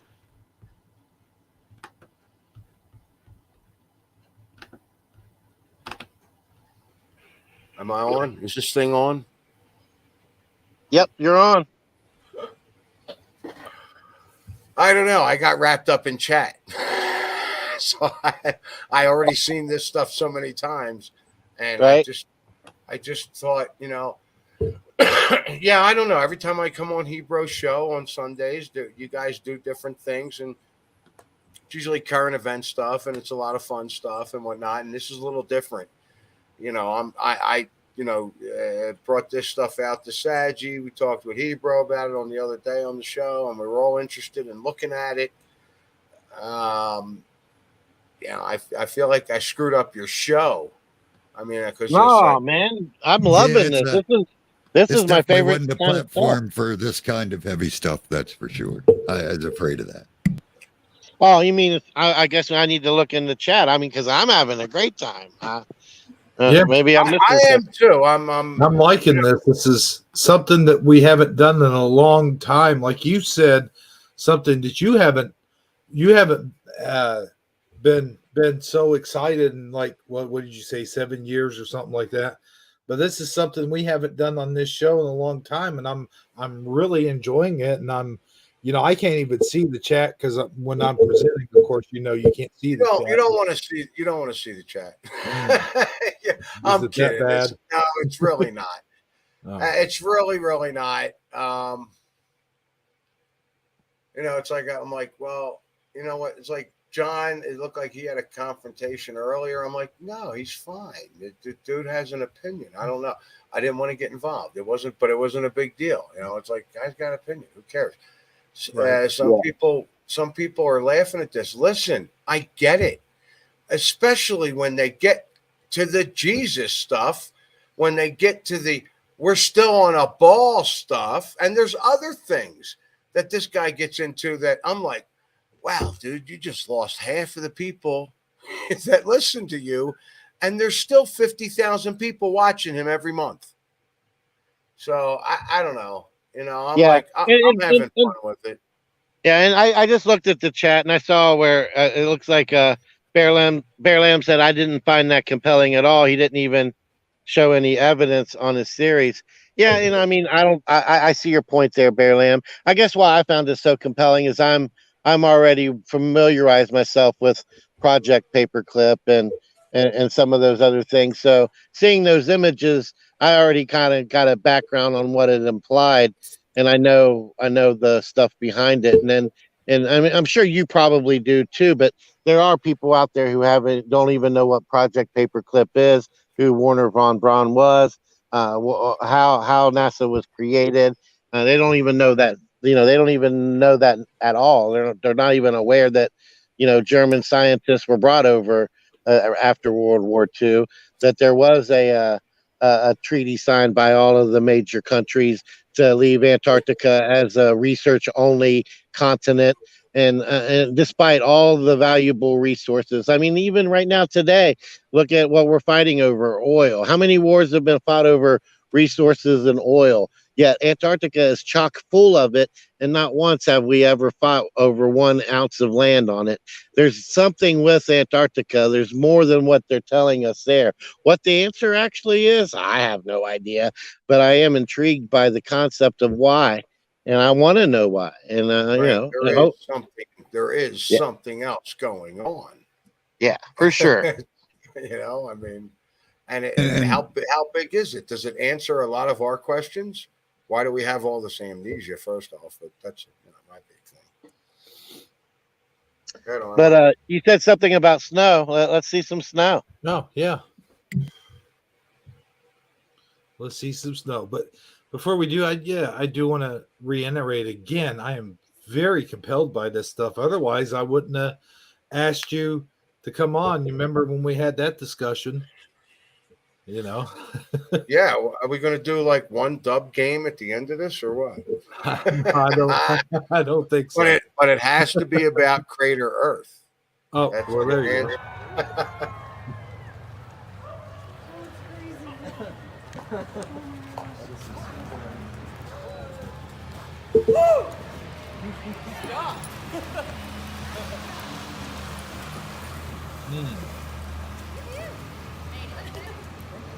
That'd be a good way to get my car unstuck.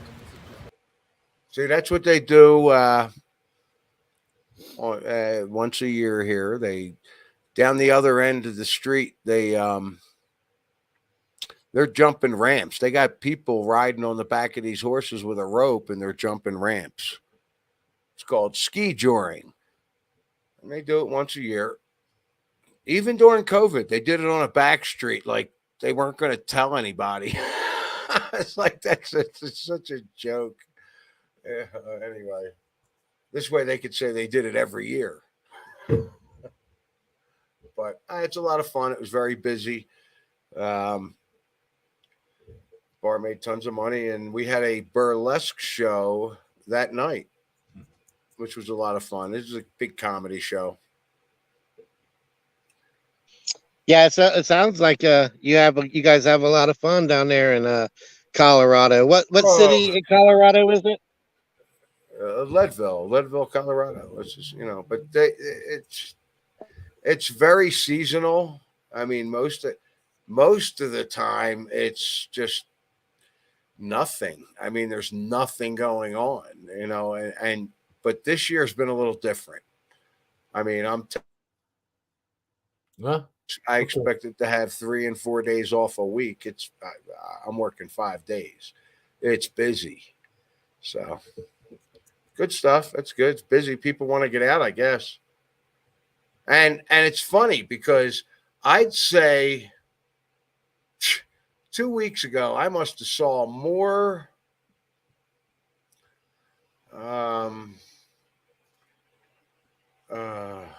Jim Carrey movie on people that I've ever seen. I was like, why are these people still got these things on their faces? I don't understand it. And like this whole ski joring thing, not one person. There's nobody up in there. There's nothing. I'm like, man, thank God. These people, you know, these people get it. But now, you know what? They caught on. They said, fuck. They caught on. They got it. So let's start a war. we gotta put fear into people, man. Mm-hmm. We have to kill people. People must die. Come on. You know, I don't know if I'll ever be able to speak to my sister again. I still want to call her and apologize. She put a post up on Facebook that said, and I'm really kind of putting it out here.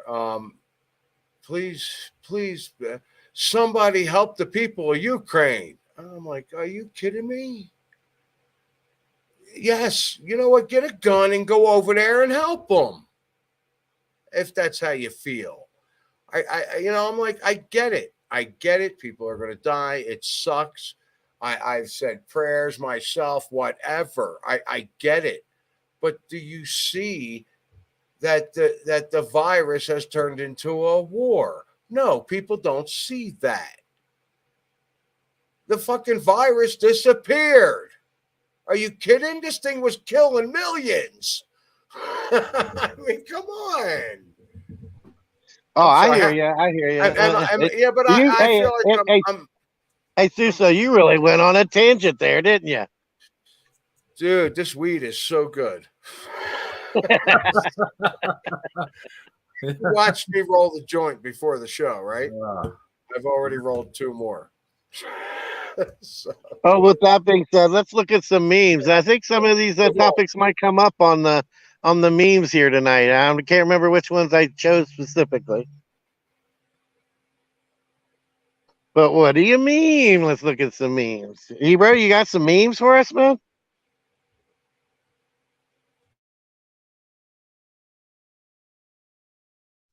Crickets. Da-dum, da-dum, da-dum, da-dum. Armor, are you still here? I'm hanging in there, brother. How many? Right. Did I hurt any? I know I didn't hurt anybody's feelings here, right? No, you haven't hurt my feelings. I don't think you hurt Armor or Hebrews' feelings. I can't speak for the chat room. I'm just, I'm gonna take a sec. I'll be back. All right.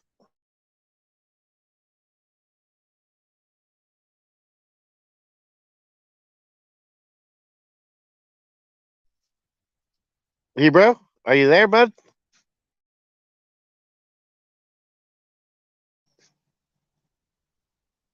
Hebrew. Well, Armor, what's going on, man? Talk to me. Somebody talk to me. He must be making a sandwich. Yeah, for sure.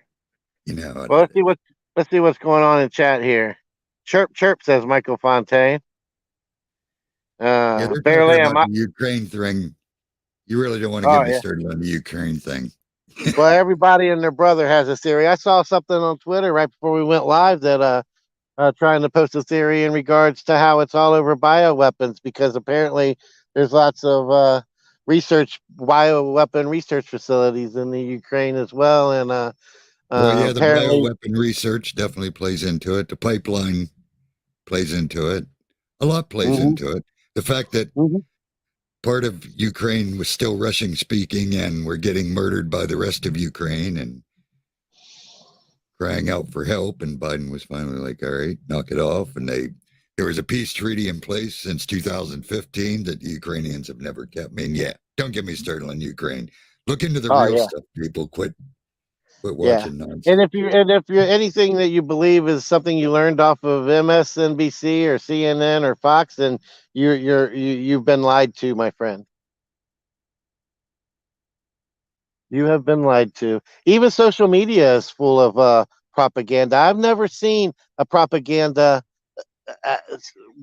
so much propaganda in regards to one thing in a long time. I mean, it's nonstop, man.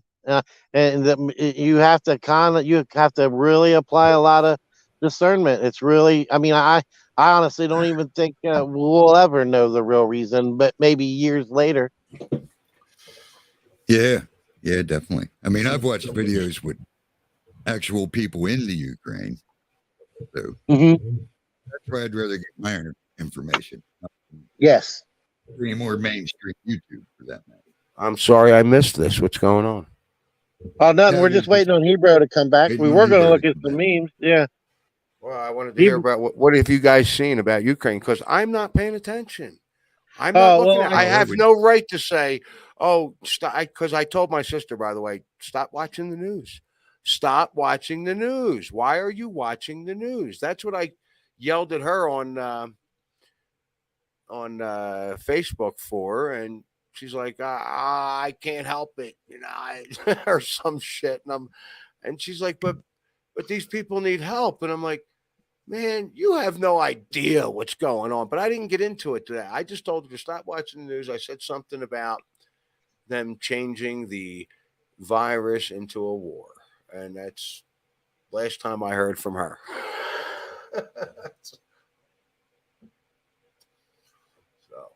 I ain't worried.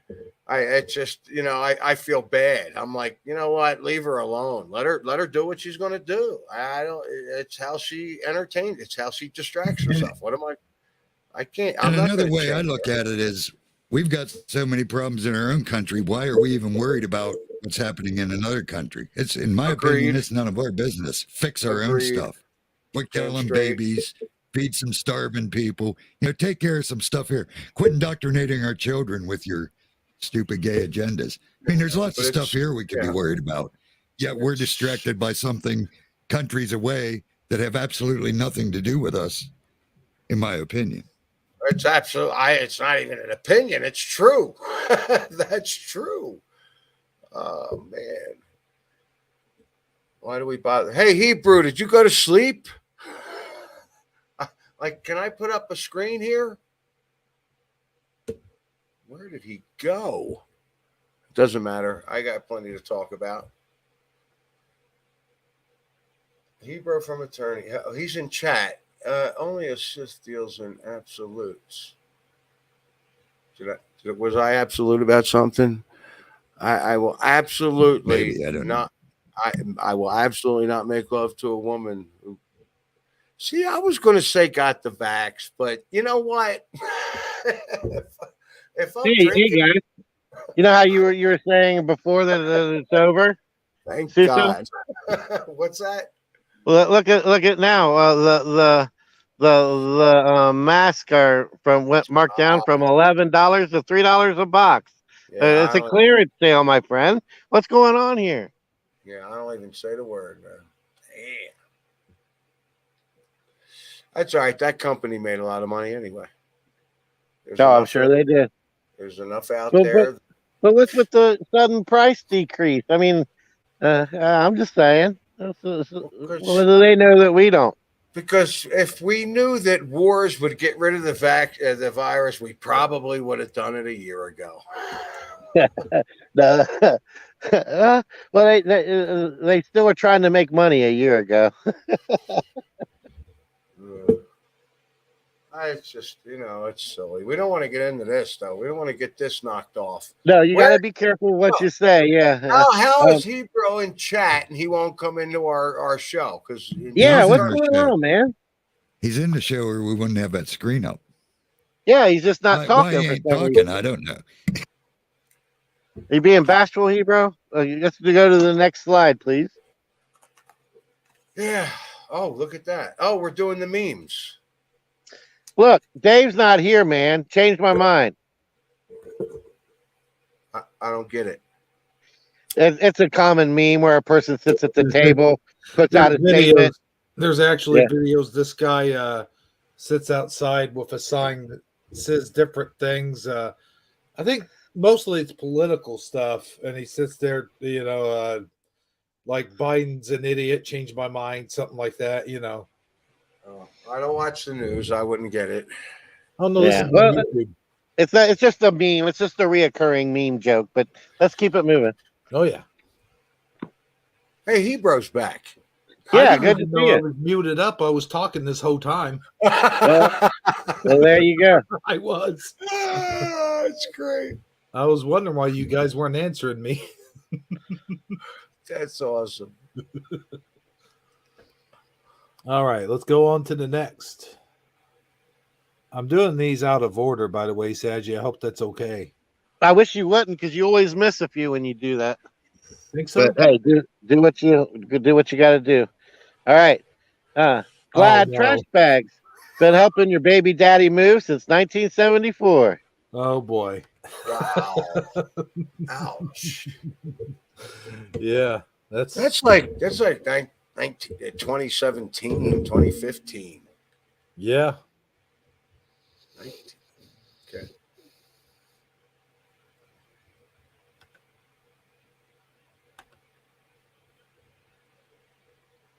All right. I thought this was funny. Night of the Living Nail Clippers, and you can see how frightened all the dogs are. Oh yeah, dogs do not like getting their nails clipped, my friend. I had to kick my cats out of the room.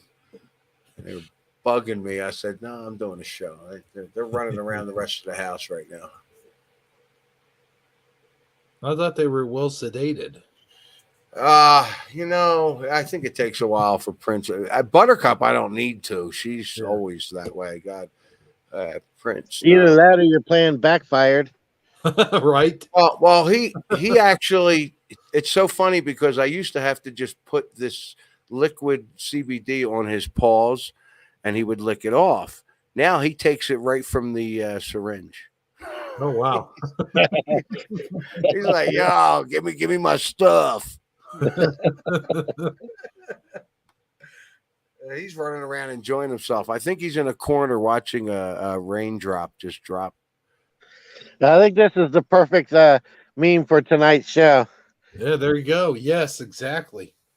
My passion for free seeking and truth seeking, me, and people not ready yet. That would be some people in this audience tonight. Yeah. What a great pick. Yes. Is that real? I believe so, but I can't say for certain. That's a great pick.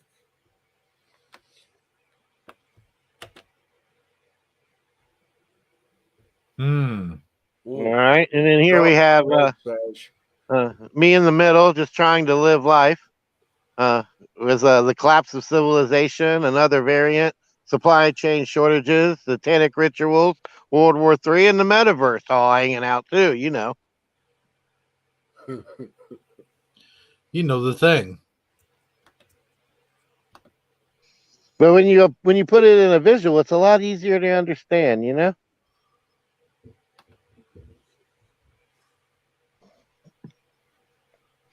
All right. So I thought this was pretty cool. No. Does anyone else think it's weird that Epstein had a painting of George Bush playing with paper airplanes sitting in front of 2 collapsed Jenga towers? Oh no. Wow. Where are the Jenga? Oh, that's terrible.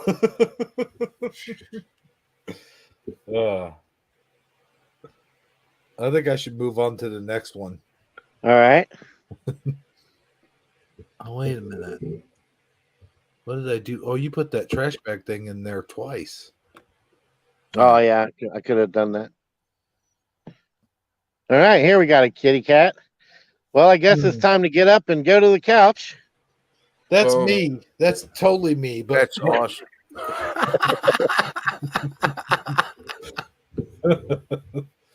That's me, but reverse. I get up from my chair and go to the couch. I want that.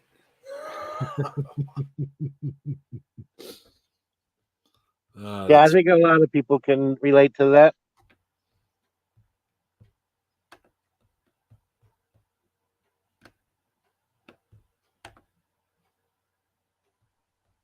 And then you got this one.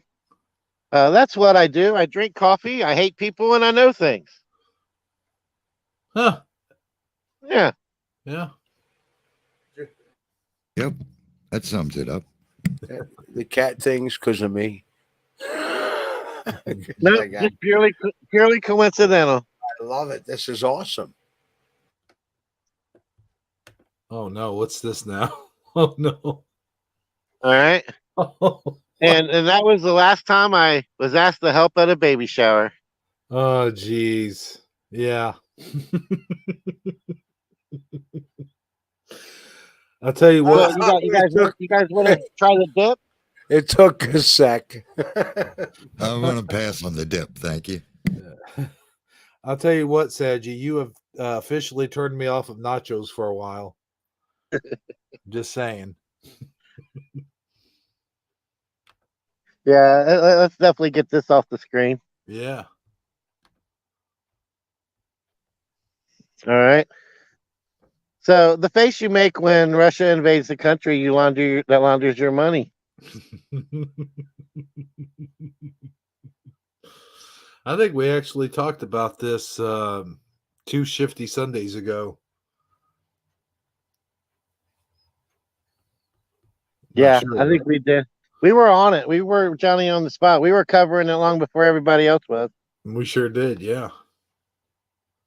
We ain't gonna be too Johnny come latelys to the party, you know. Just saying.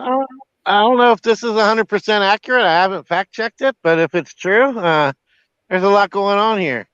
What are the odds of all 4 people having children working for Ukrainian gas companies? No way. No way. Is that true? I don't know. I haven't fact checked it, like I said. Yeah, but I mean, well, what are the odds? Well, we know one of them definitely does. Right. Yeah, we know for sure one does, and it wouldn't surprise me to find out the other 3 do as well. Yeah, I'm quite sure. I mean, they always run in a pack, scratch each other's back.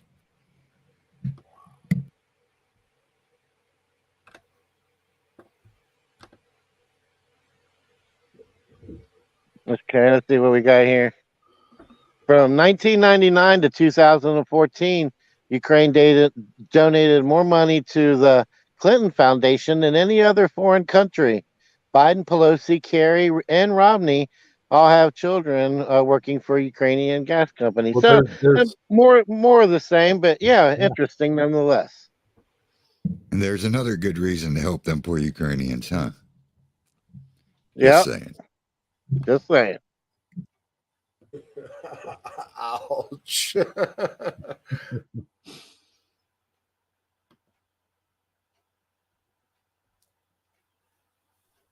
All right, here what we got here.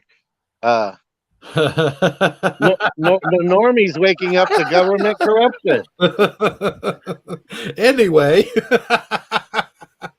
yeah, that's us, isn't it? Yeah. Yeah. What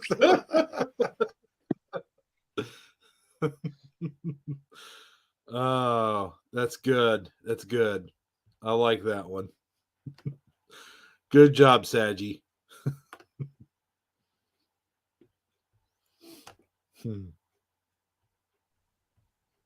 All right, we finally got proof here. The only evidence of Trump speaking with Russian agent before the election. There you go. Yep, there's their smoking gun they was looking for. Boom.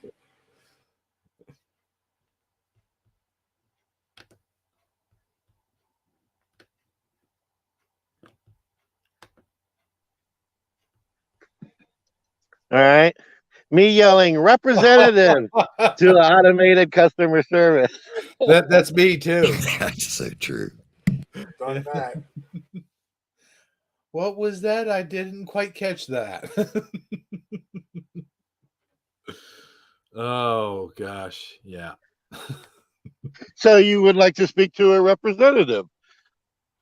Please wait while I transfer your call, and then you get like an hour's worth of hold music. All right. Let's see here. I think that's about it. You got one more here, looks like. All right.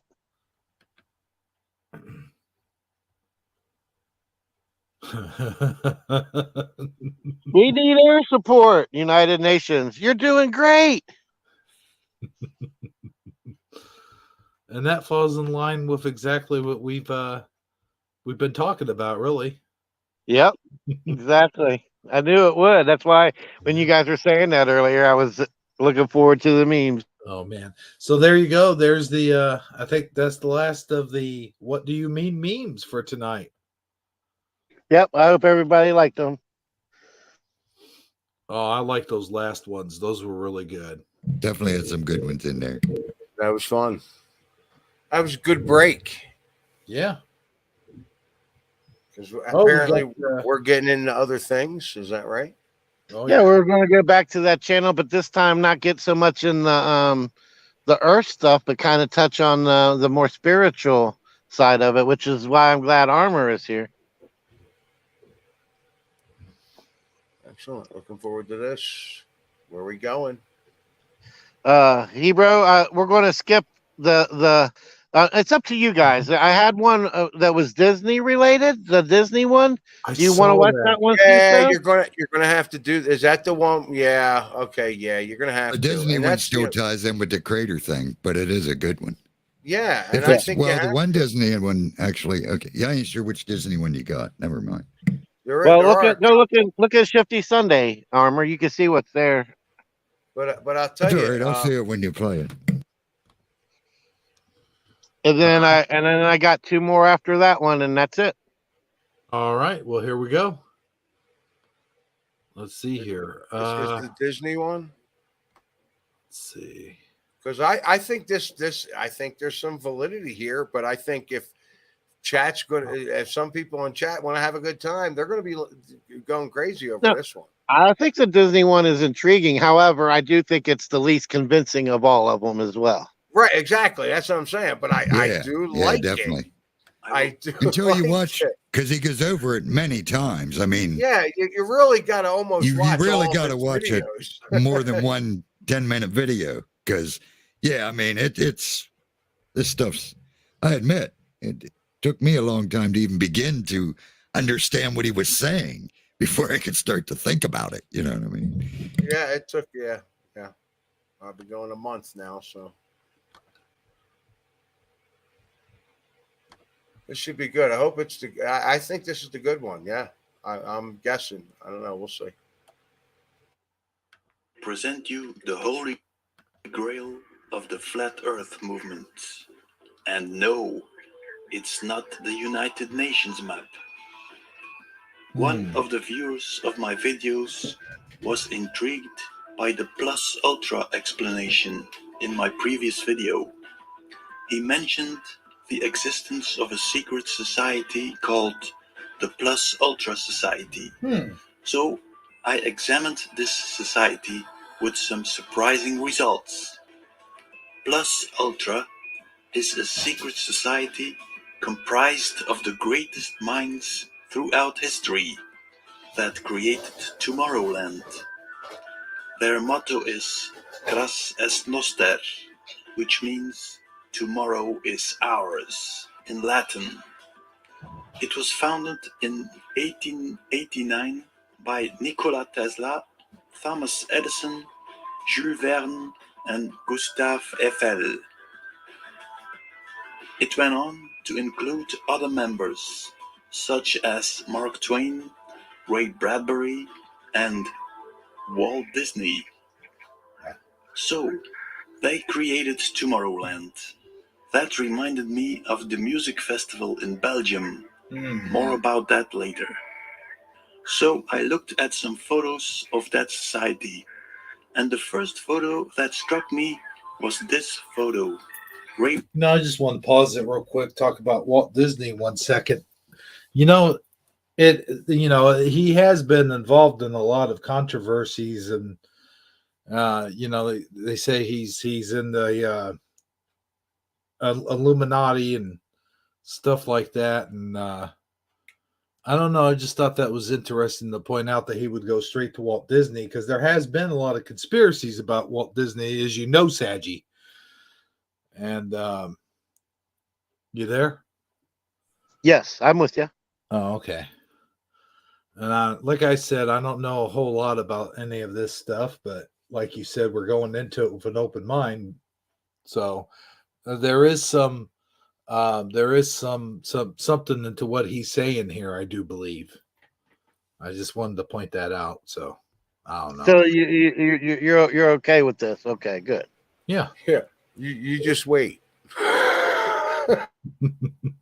Oh boy, does it get better?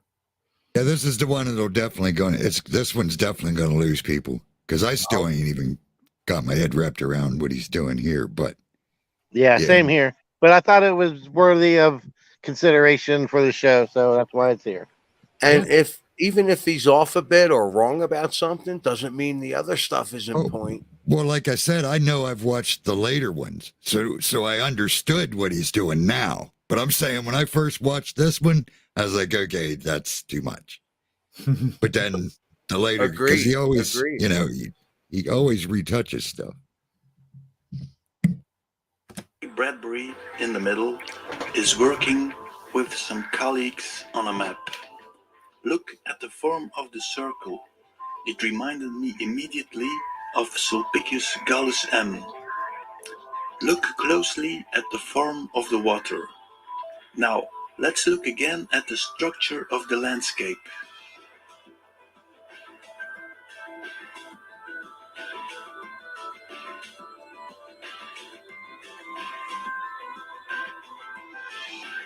Let's fill it with water and put the buildings on.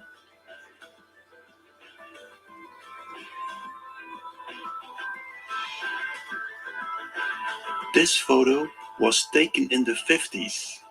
We're now 60 years later. I think we are looking at the plans of the new world. They are colonizing the bigger Earth.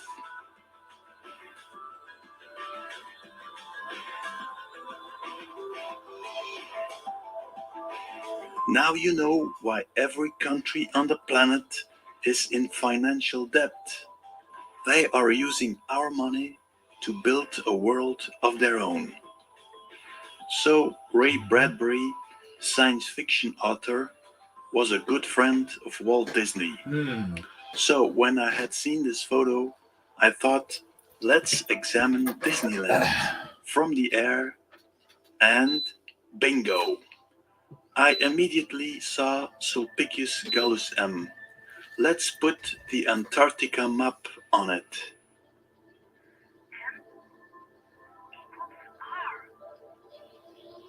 On the Japanese Disneyland,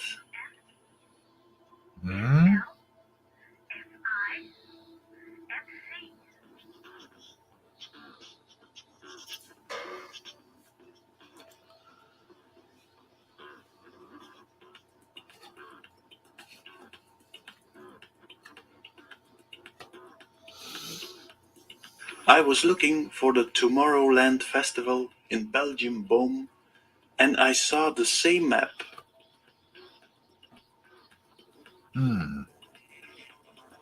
Oh no, that's Same map in Tomorrowland, Brazil. a bit of a stretch.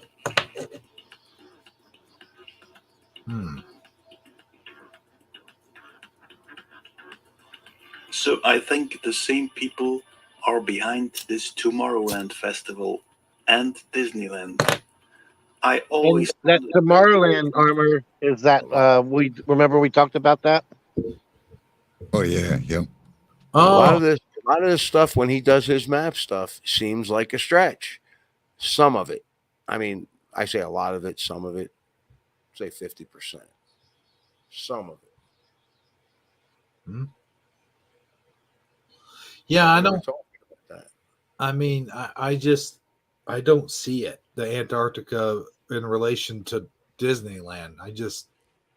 Yeah, I mean, I admit I'll be the first to admit that those images superimposed on that didn't really like jump out at me either. I think the point that he's trying to make is, like he said earlier, that Antarctica is the new world order, not the new Oh, world order.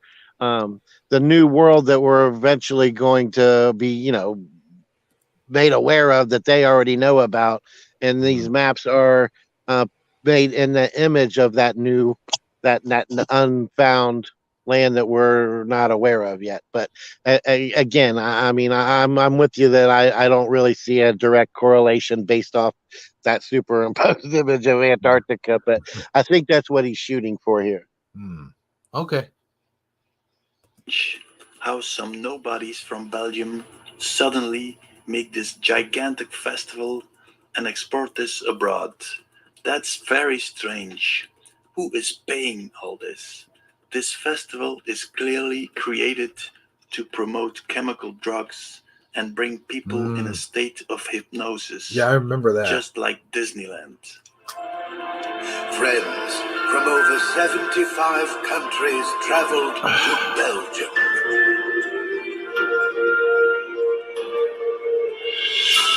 Thank you for being part of this amazing fairy tale. You are by far the best crowd in the universe. Let's return to the map of Disneyland America. What immediately struck me was the Tom Sawyer Island, but sadly enough, it only shows North and South America. Now, first, let's look at some Disney attractions.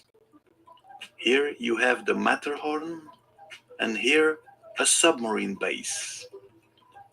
That reminded me of some stories of Jules Verne, Journey to the Center of the Earth, and the story of Captain Nemo and his submarine, 20,000 Leagues Under the Sea. It also reminded me of the German Nazi submarine base on Antarctica.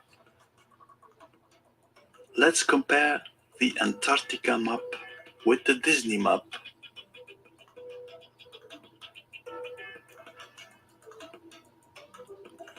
Looks identical. True after all? Then there must be a passage around to enter the base. So Disney is showing us the real Earth map. So let's go back to the Tom Sawyer Island. I searched and found the first map of Tom Sawyer Island. And it looked kind of strange. And I thought, this is a fantasy map. But last week, I looked again. And suddenly, I saw a different map. Let's look in detail.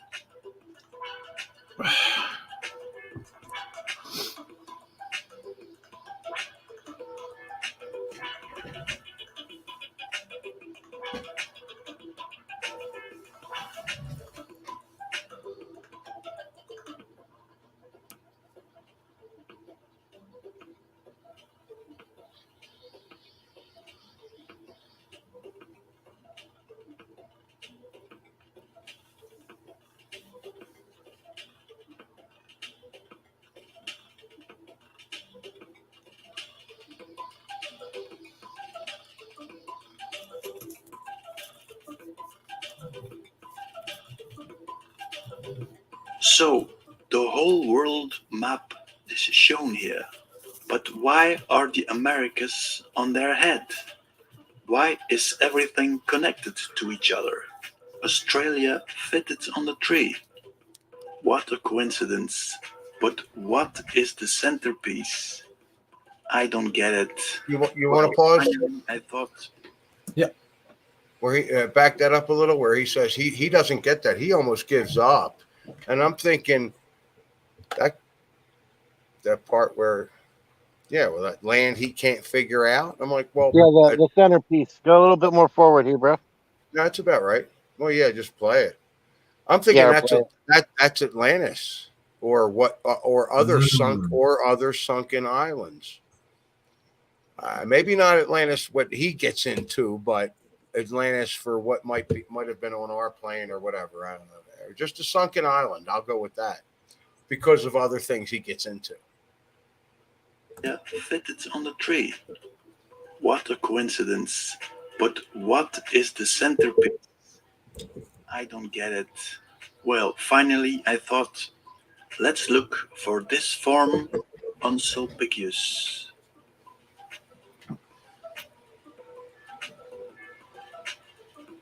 There we go with the skew.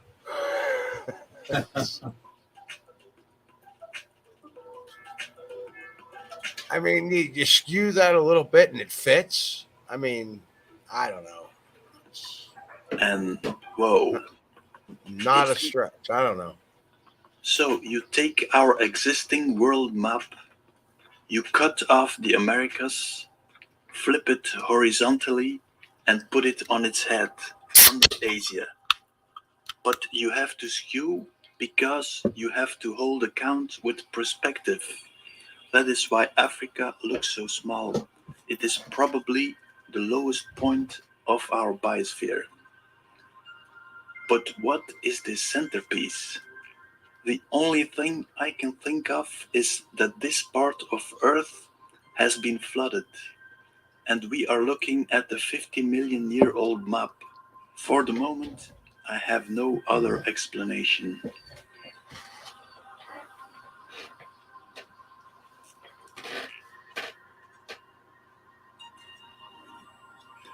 The most similar map I could find was this one of Martin Waldseemüller, 1507.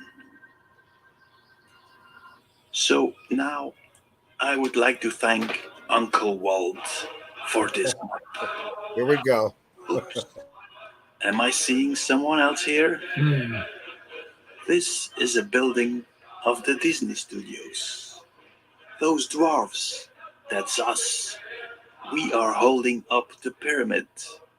We are fat of the junk food, poisonous water, chemtrails, polluted air. But the day we step aside, their pyramid will collapse. Here is a little teaser for my next video about the real control masters. Thanks for watching. Huh. Well, Bon appetit. We got two more, yeah? do we? I'll say this on that real quick. I know the correlation he was making there at the end. There, you know, I've read a lot of books on Walt Disney and watched a lot of videos, and he has been accused of being like a Nazi supporter. And being, so sorry, I'm reading that chat. oh, okay. Keith's dad. I thought that would turn a lot of people off, Keith's dad. But he actually believes that, so I don't know how much. I think he does. Well, he definitely does in his later videos. He definitely believes that. He believes that when Hitler disappeared, he became Disney. And you know what? I was doing videos on Kurt Cobain. I don't know if he go that far, but Kurt Cobain becoming other people, and I'm like, you know what? It could happen. Why not? Everything else they freaking did. Bear Lamb, this dude is not a flat earther. Absolutely not. I don't know why you keep saying about the flat earth people. This dude's not a flat earther. If anything, he's a half ball earther, and we're the inside of the plastic Easter egg that's cut in half. Yeah. And we're still going to want to know what's after the ball. That's one of my big points. But anyway, Walt Disney definitely has very provable connections if you dig deep enough to Masonry. There's no doubt he's a high-ranking Freemason. That's absolutely 100% provable. All you got to do is go look. He has the special little club in all his parts. You know, look into that if you. I mean, there's no doubt that Walt Disney was not who he appeared to be by any scope of the imagination. He was definitely on the wrong side of the team I play for, put it that way.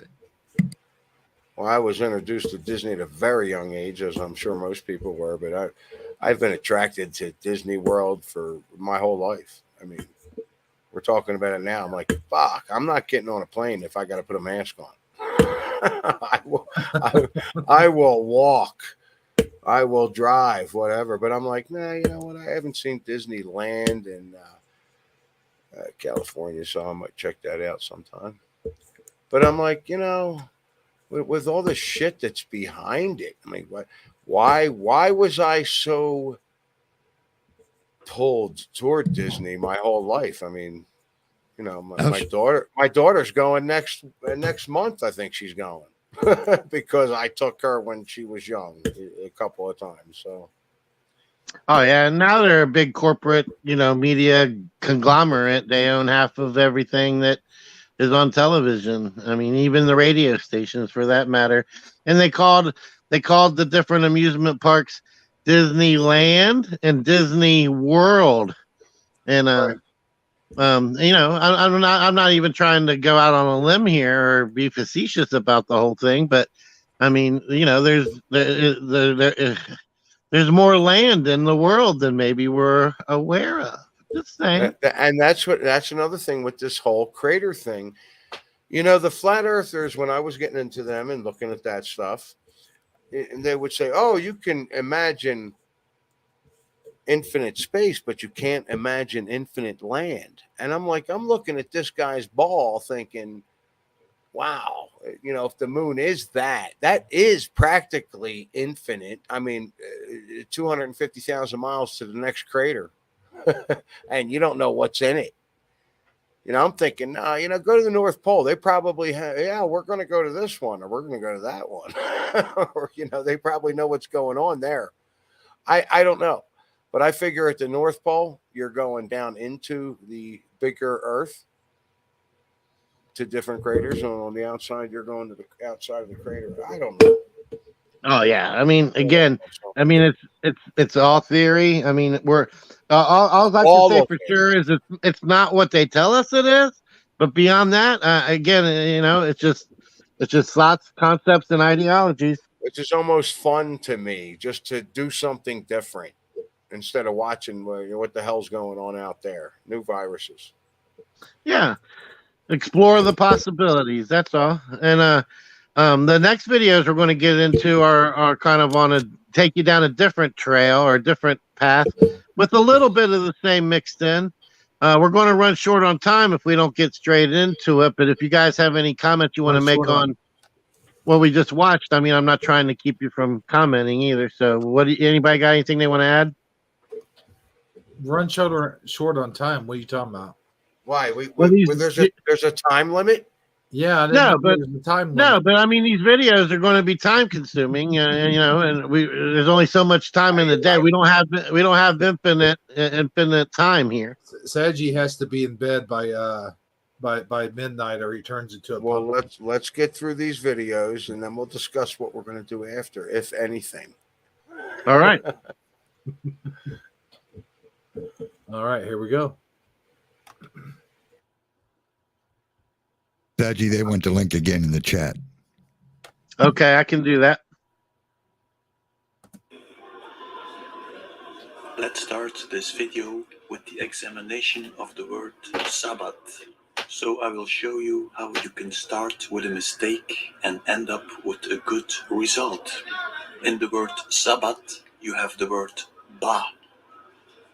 So as Shabbat is the day of God, it will probably be Ra, but Ra day. How would they have called the other days of the week? Well, of 2 days, I'm certain you would have Sun Day and Moon Day.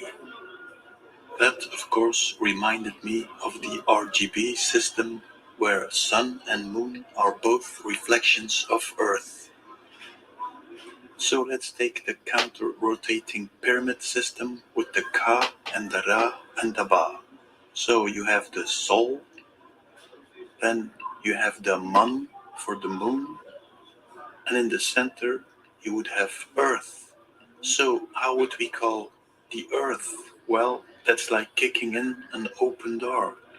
That is the O, of course. So in an electrical system, that would give you the positive, the minus, and the neutral. Solomon. Let's copy the Solomon system and give it a right turn. That would give you 7 days of the week. Sol-Ka, O-Ka, Mon-Ka. Then you would go to the underworld, Mon-Ba, O-Ba, and Sol-Ba. And the 7th day would be the day of Ra. So the 6th day of the week would be the Sol-Ba or the Sha-Ba. So you could pronounce the word Solomon as Shauman, Shauman, Shaman.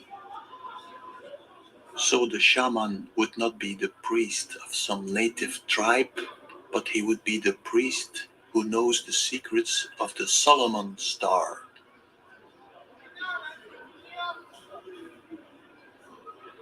Let's put the Solomon star on the Hereford map. So then you see. Was he in like a street market or something? I'm hearing an awful lot of people voices. Just saying. Yeah, is that you, Susso? Are you playing a video in the background? No, I was muted. Yeah. No, this His guy. video, he does pretty good video work. Yeah, we are picking it. Are you guys hearing that though? Like voices, like background voices? Okay. No, it's part of the video. It's the way he does things. Okay. He's pretty talented with the video stuff. The center of the star is Jerusalem. So I think the center of the star was called Ur Solomon. Ur stands for city. If you reverse Ur, you have Ru, probably Ra. Let's take a look at an old picture of Jerusalem. And there you see the 3 walls. That would be the 3 circles of Atlantis. In a previous video, I showed that the counter-rotating pyramids is the energetic system of crater Atlantis. So when I looked again at our crater with the Star of Solomon, I noticed there is already 1 ring in our. Did you want to pause? So at that point, it flashed through my head. We're going to pause for a sec. All right. At some point, did we mention that he found Saturn to be Atlantis? No, we skipped over those videos, but yeah, Saturn crater, and I forget I think that crater is named, begins with an L. I can't remember what Luna, it is. or something like that, or Leecha or Leecher, I don't know. It's some weird. It's crater names, but yeah, that's basically what reflects to us as Saturn. He says, and so when he's talking about Saturn, he's talking about a crater that's near us. That he says is where Atlantis actually was, and then the big Earth got flooded. It flooded into Atlantis. They had to leave Atlantis. Closest crater to them they come to first was ours. And that's sort of what he's talking about now, how they, quote unquote, invaded. It ties in with the alien species invading us, or in the Bible with the fallen angels invading us. It ties in with all that kind. But basically, they're the invasive species that's trying to take over our crater and turn it back into an Atlantis-type crater. So that's sort of what he's talking about now. And they use the Star of David, which is 2 inverted pyramids. That's their energy field. Our energy field, he says, before they invaded was a, what do you call it, a toroid or tetroid or whatever they call that? Tetrahedron or whatever it is. No, I'm not going to try. That's it, toroidal field. It was more a toroidal field. So they're coming in with this energy, this field, which is inverted pyramids, and that's basically what he's talking about in a nutshell. Like I said, it's hard to skip around in this guy's videos, but that's what he's talking about. The Star of David is actually their energy system, which is trying to terraform our crater to Atlantis. Yeah, but we missed some of that, but that's all right. Keep going. We're good. There's way more to it than that. That's just a simple, easy explanation. Yeah, I would have never got way more to it than that. Yeah, for sure. But because of the other videos we missed. But yeah. Go ahead, Ebro. Creating Atlantis in our crater. Let's take a look at the bottom and top of the star. So at the bottom you have the Pillars of Hercules. And on the top you have Paradise. So Paradise is the circle, Jerusalem is the octagon, and the Pillars of Hercules are two poles. The Pillars of Hercules, of course, we know of the Freemasons, Joachim and Boaz. So Joachim is the red pillar. Ja-Ka, you hear the Ka? The Ka is the sun, Isis the upward pyramid. Boaz is the blue pillar, the Ba, the moon, Osiris, the down-pointing black triangle.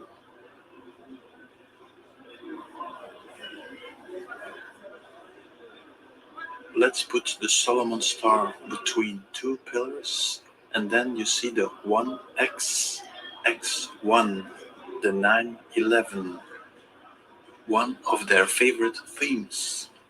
And yes, they already knew that in the Middle Ages. You have the twin pillars, and in the center of the Solomon star, you have the Eye of Ra. Take the black triangle and the white triangle, and with that you can make the checkerboard motif.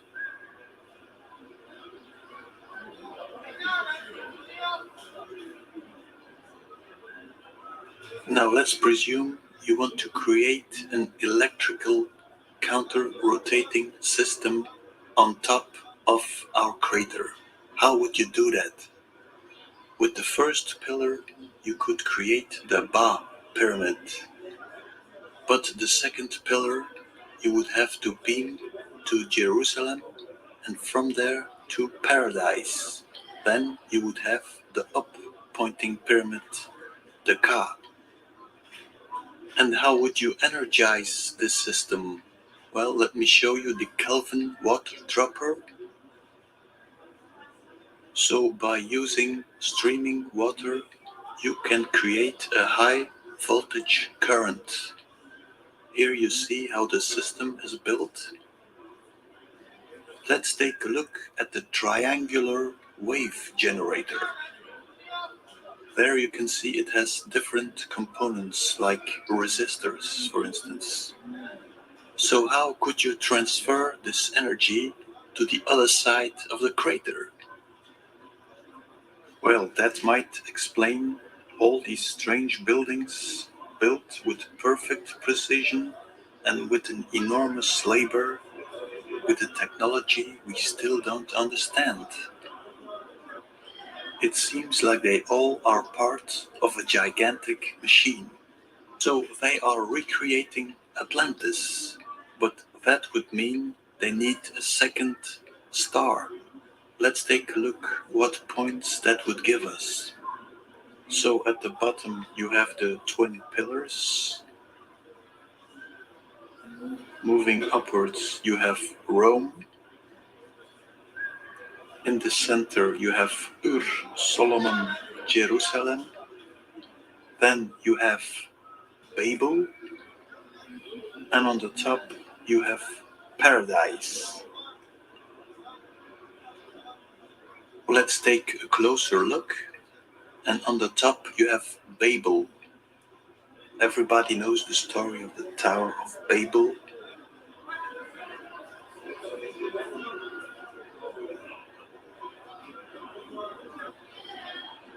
So what happened at Babel? I think when they activated the force field, it did something with our brain.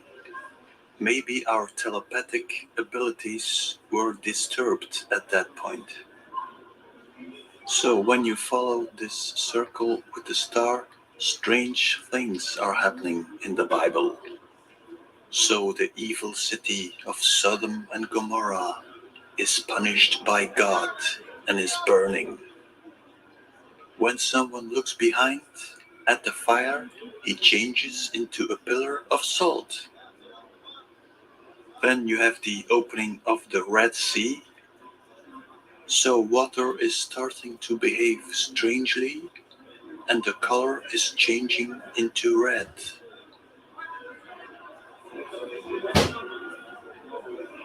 There you have the gathering place of the Israelites, the beginning of the voyage of 40 years.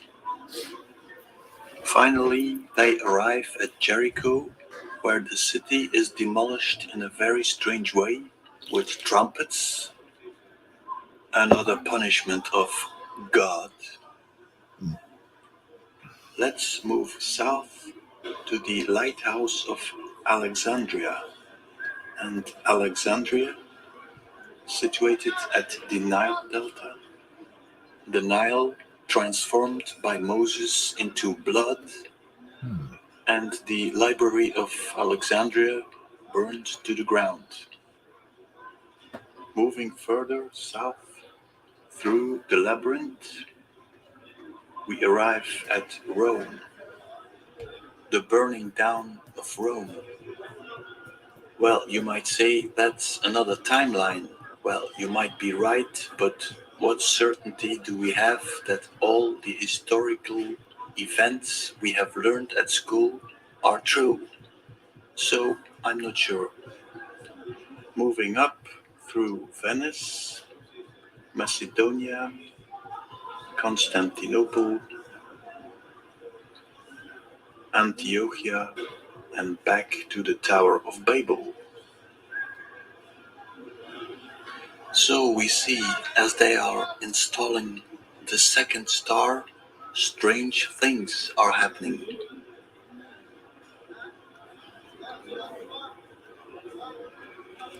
Is he just have such a heavy accent, or am I hearing him say the Tower of Babel? Isn't it the Tower of Babel? Tomato, Babel. I mean, yeah. But I see what you mean, though. Yeah, he is mispronouncing it according to how we would say it. Okay.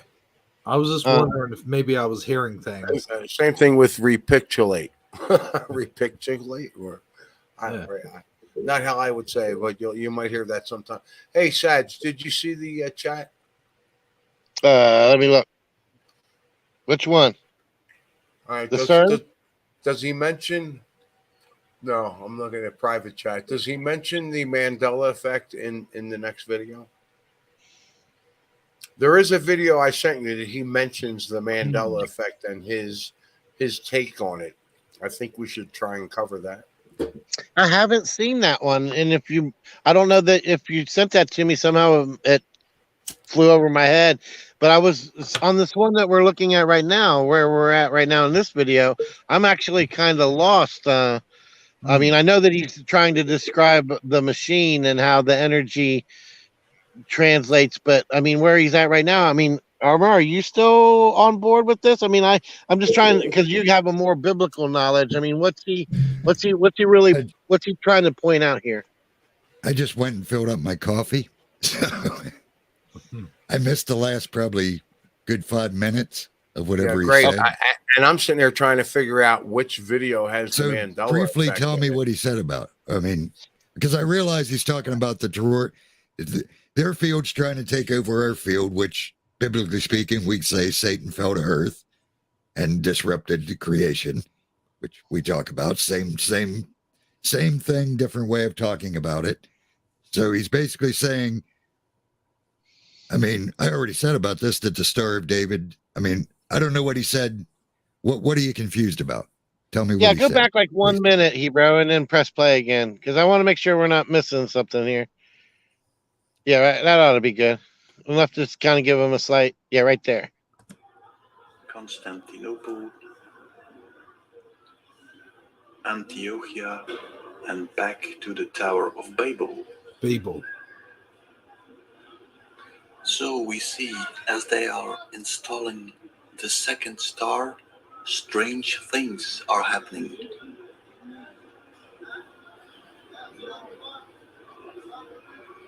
But suddenly, this happens. Well, it almost looks like our crater is getting in a state of shock. Half of the crater is freezing down.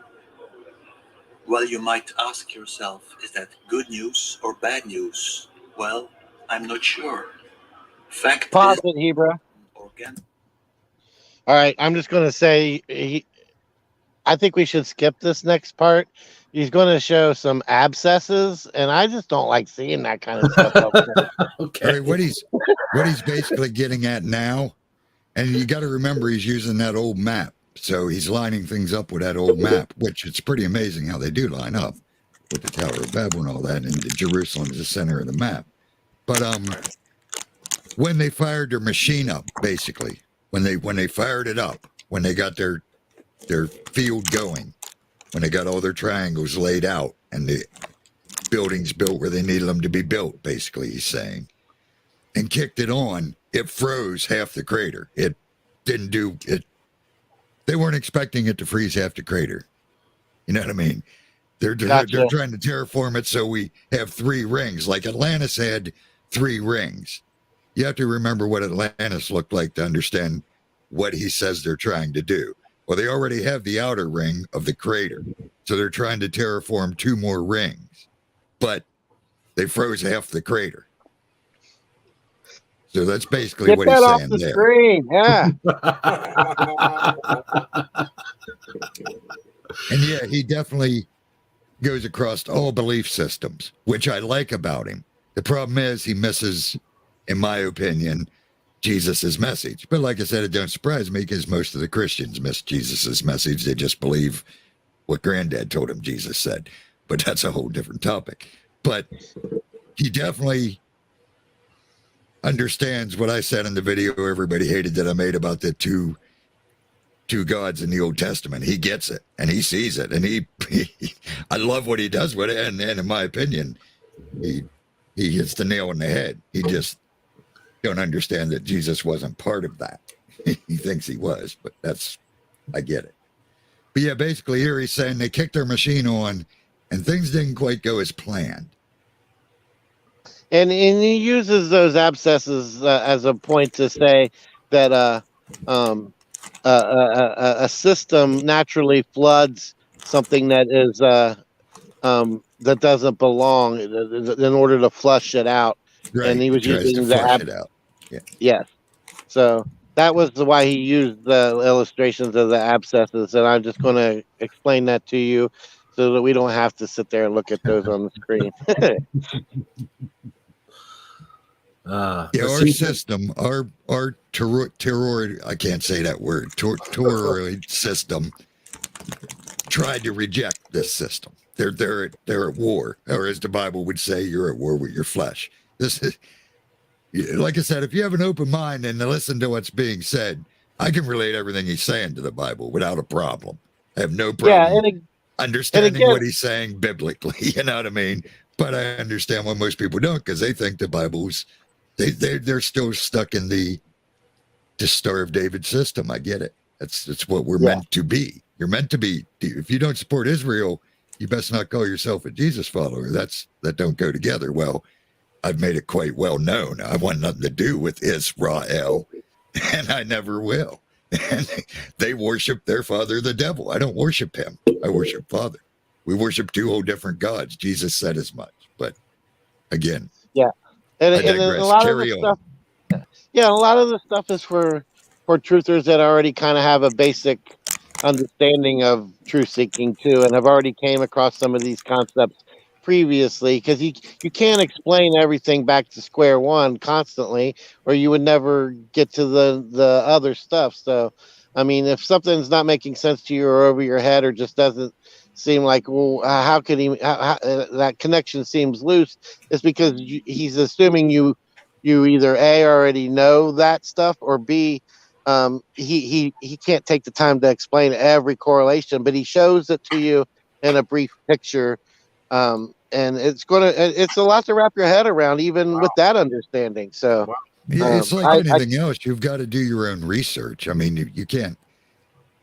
Which no is video what I'm is going to doing. explain everything. You've got to do your own research into things. I got that Google Moon up, and hey, Hebrew. Yo.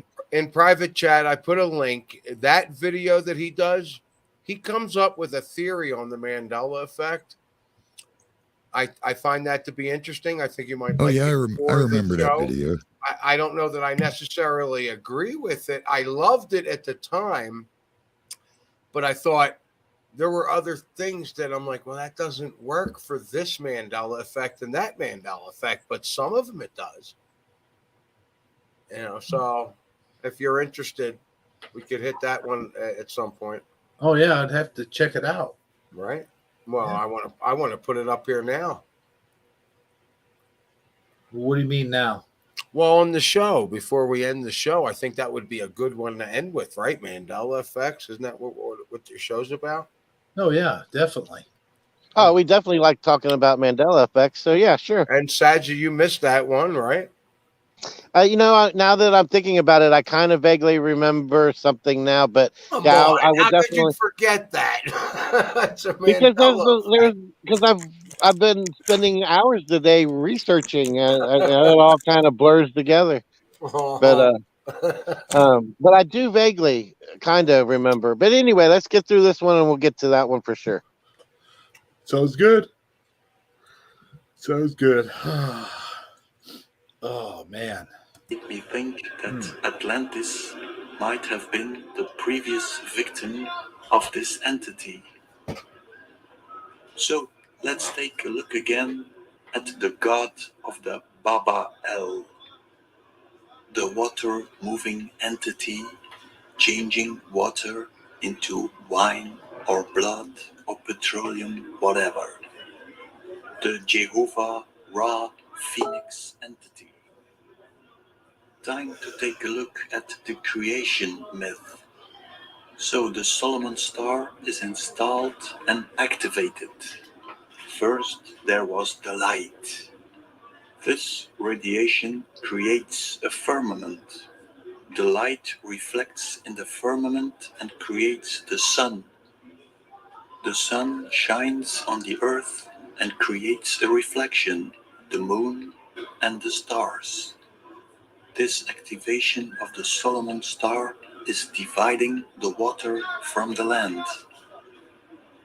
So the story that the parasitic god created man, animals and plants is a fraud. These were created by a consciousness higher than the parasite. So the parasites have a problem now. They couldn't install the second ring. So they have to start all over again. And that is what they do, of course. Here starts the story of the Vikings, of which I made a video in the Empire of the False Christ. First thing they do is search for a new Ur Solomon, a center of a new Solomon star. There they built the second temple of Jerusalem, a temple in the form of an octagon. But now, of course, they need the twin pillars to activate their star. So, by my knowledge, there are two Pillars of Hercules.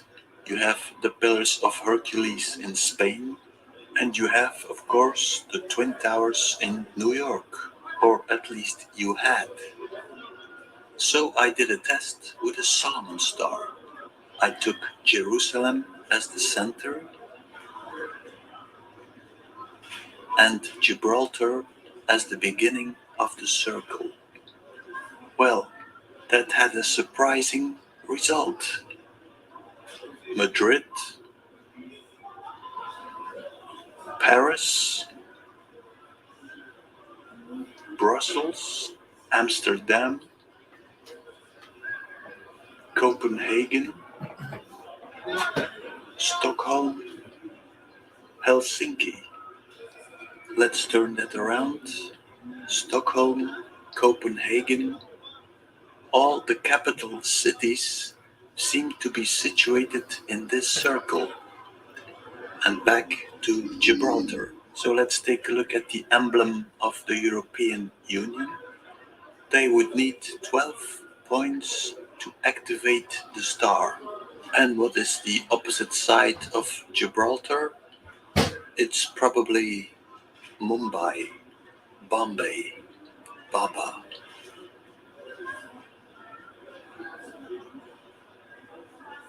When I'm looking for a shape that could fulfill the role of a pillar, I just can't find one, except maybe the rock itself or the shape of the island.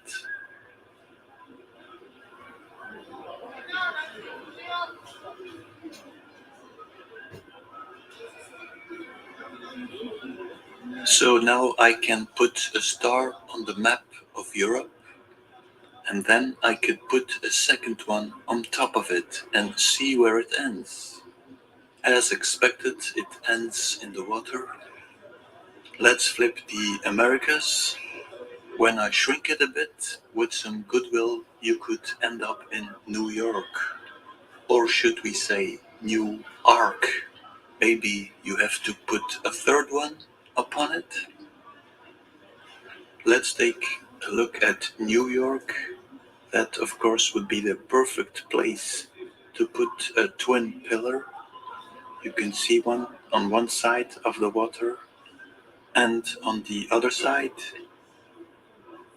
there's some other buildings that could play the role of twin pillars, like those three strange buildings here. Reminds me a bit of lingam. For the people who know that, that's a sort of sacrificial stone in the Cambodian temples with a water supply. When you look at the top, these buildings are very strange. There's another building there that proves that the parasite is here. Take a look at this one here. It's like some hairy monster. And we have another proof that our good friends of the Solomon Star are here. Hi guys, probably one of the most expensive places of New York. Now the question would be, why did they pull down the Twin Towers? Well, I think New York is a very important magnetic center. As Earth is constantly moving off position and the magnetic field is changing, they have to pull down buildings that used to work but don't work anymore. So they have to constantly rebuild New York. That is also the reason why all these ancient temples were abandoned. They didn't have a function anymore as our crater had changed its vibration.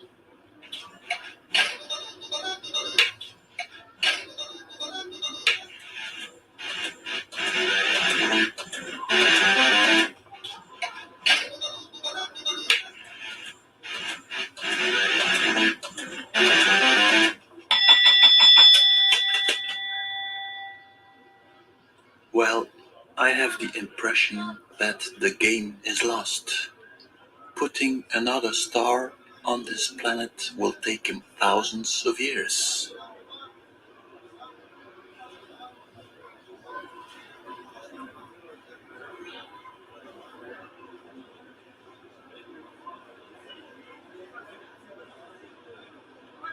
Of course, they are very patient, I know, but I think they came up with a B plan. They have selected a new crater, Mars, which they will terraform for their plans for the recreation of Atlantis. But time is getting short. The problem is they still need us to terraform Mars. But because the descendants of the Atlanteans aren't that clever anymore, they are losing grip on the Goyim.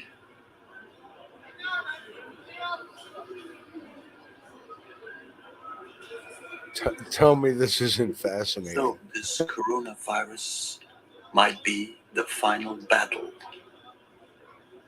I think it's a 5G controlled virus. Well, it's probably not even a virus. The symptoms of this radiation attack are the same as a flu. So my message would be, let's keep opening doors. One day soon, we will get to the final door.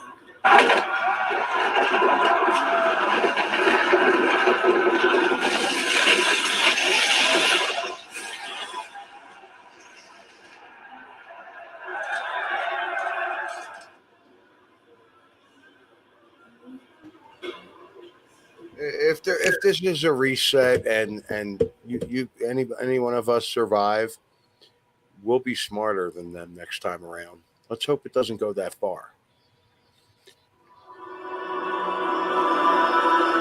Whoa, Hebrew. Autoplay's on. Hebrew. This program is brought to you by the Stanford Humanities Center. Oh, Hebrew. Visit us at shc.stanford.edu. Do. Don't want to get copyright. Well, There it's you go. going to happen. Hebrew, wake up. Yeah. Oh, I didn't realize it was going into another thing. my heart. You know, the thing. The thing. Should be fine. All right, here we are. Hello. Everybody here? Hey, Saji, you Nope. with us? Now, if you want, with this last video, I mean, or whatever, I don't know how you want to do this. I mean, I know you guys are beat and want to go. I could tell you where to move up to the Mandela effect stuff. Like, get a segue kind of into it. I mean, if anybody really wants to get into his stuff, they'll find this eventually. But I could cut the video in half for you. Actually, just do that. Cut it in half. In half. What do you mean? You know, like the thing. I don't know anything about the thing. But you have the video, right? That I put in private chat? Yeah. However, the most intelligent inhabitants. Although the beginning is pretty interesting. You might want to wait. You might want to hear what he has to say. All right, let me go ahead and You might want to watch it. Just watch the whole thing. I will. We'll all go to sleep later. We can sleep when we die. Yes, exactly. Come on. Saji's not in or something. What's he saying? He's not in? Is he? Oh. Saji's not in the room. He's not? That's what he said in private chat at 10:36 p.m. My time. That was 2 minutes ago. Hold on. Leaving the guy hanging. Oh boy, Saji. Oh, you're in trouble. Well, he's right there.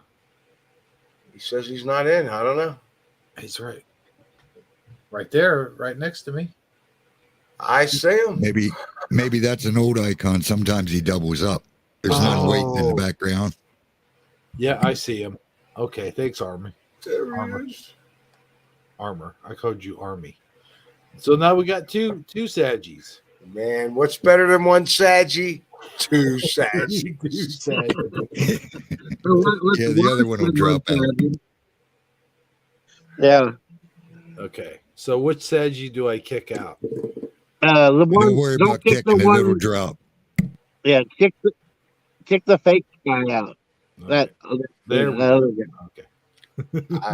I like two Sagis. I'd have said leave it. Yeah, you know, this video's got me saying, I want the truth. Wait, no, you can't handle the truth. Speaking of videos, here it is. Yeah, torture and time. Play this. All right. Of that future world won't be men or monkeys. You know, Sagi, I gotta say this would probably be a good one for our game that we play. What do you? Oh, what do you yeah, think? for sure. There'll be machines, the remote descendants of today's computers. Now, the present-day electronic brains are complete morons.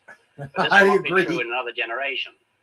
They will start to think, and eventually they will completely outthink their makers. Is this depressing? I don't see why it should be. We superseded the Cro-Magnon and Neanderthal men, and we presume we're an improvement. I think we should regard it as a privilege to be stepping stones to higher things.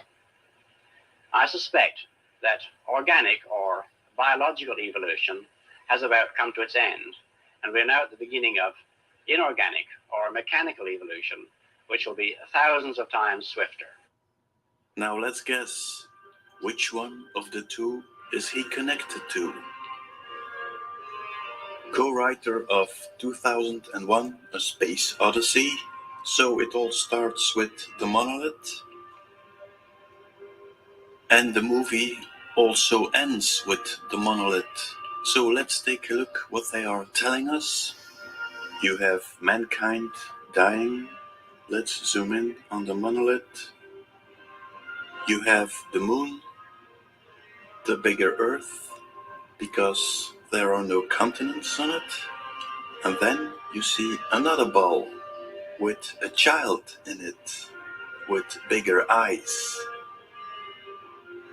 But first, let's take a look at another parasitic race.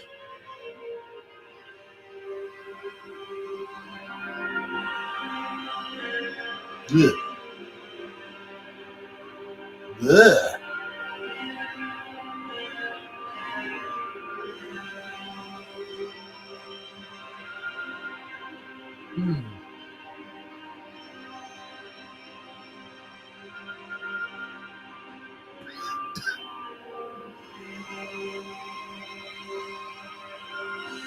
I'll be damned.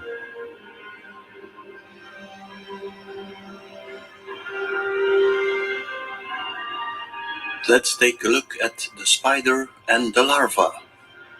You have the consciousness of the spider, but you have also the consciousness of the larva. That creates duality. Now there are two possibilities. The consciousness of the spider detects the larva and kills it off, or the consciousness of the larva is undetected and it kills off the spider. I think we should regard it as a privilege to be stepping stones to higher things. So Arthur is suggesting we should all give in and play the food source of a higher being. Well, it's clear that Arthur has thrown off his organic brain. It's my suspicion that the dinosaur stands for the organic brain, the cerebellum. In the word cerebellum, you hear the word bellum. Bellum means war in Latin. You also hear the caraba. So I think these similarities have been put in there to keep you away from this part of the brain. It's evil. It's the reptilian brain.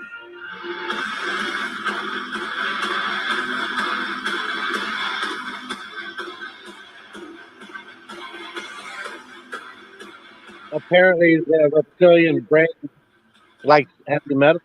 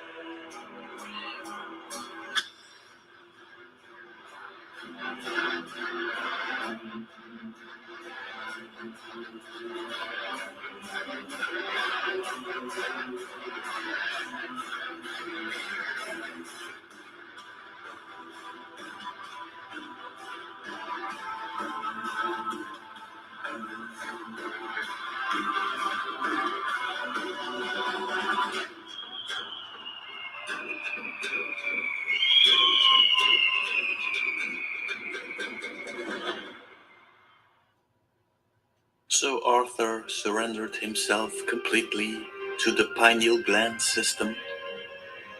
Sir Arthur Clarke, if you want to destroy a system, you always need traitors from within. In order to stay away from attention, you need complete secrecy. Secret societies. Shh. Don't tell anyone about this invading consciousness. That makes of the Freemasons, of course, first-class traitors. Let's take a look at the word Freemason. You have the spirit of Ra, the Fa of Ra, in the Solomon system. You can simplify Solomon into Mon, Sun, Moon, and Sun. So Farah becomes free and Monson becomes Mason. In France, they still say franc-maçon, franc, Farah. The Freemasons, of course, are very eager to put you on a little blue ball flying in space. If this parasitic system is indeed a ball flying in space, how would it look like? Would it be something like this? But why are they creating this little blue ball? It doesn't make sense, except if you start thinking in craters. What if the parasite was living in another crater?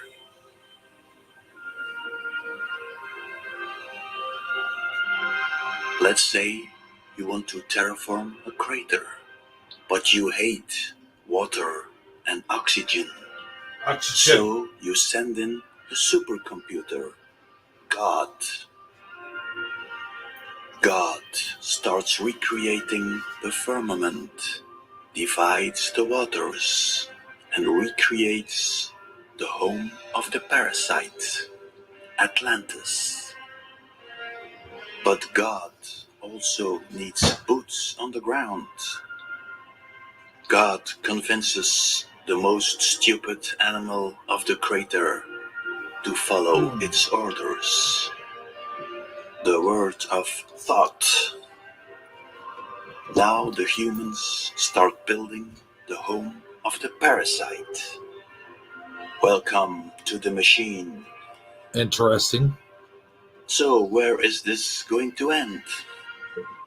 He always has interesting stuff. I think we should regard it as a privilege to be stepping stones to higher things.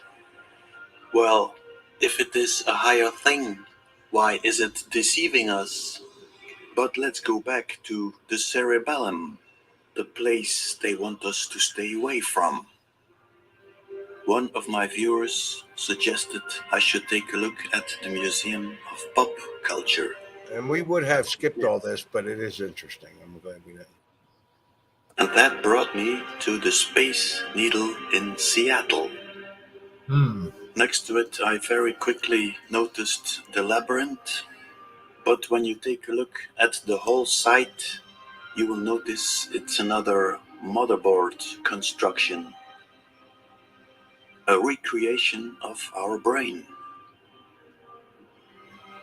The pineal gland and the thalamus, the Tower of Sauron and Mount Doom. Wow. Next to Mount Doom, you have the MK Ultra mind control symbol, the butterfly. And in a side view, you see our little dinosaur friend. But the most important part, of course, is the cerebellum. Let's take a look. Take a look again at the shape. And now the shape of the building. Interesting. Zoom in on the building, and on top of it, skew the building. They change it to offset it. That's what I get out of it. Artwork. Now take a cross section of the cerebellum and tell me it's all a coincidence. Take another Google Maps surrounding view and you can see that the cerebellum has been completely distorted. Coincidence? But hey, wait, what do I see there? Let's zoom in. So what's in this building? The Institute for Disease Modeling.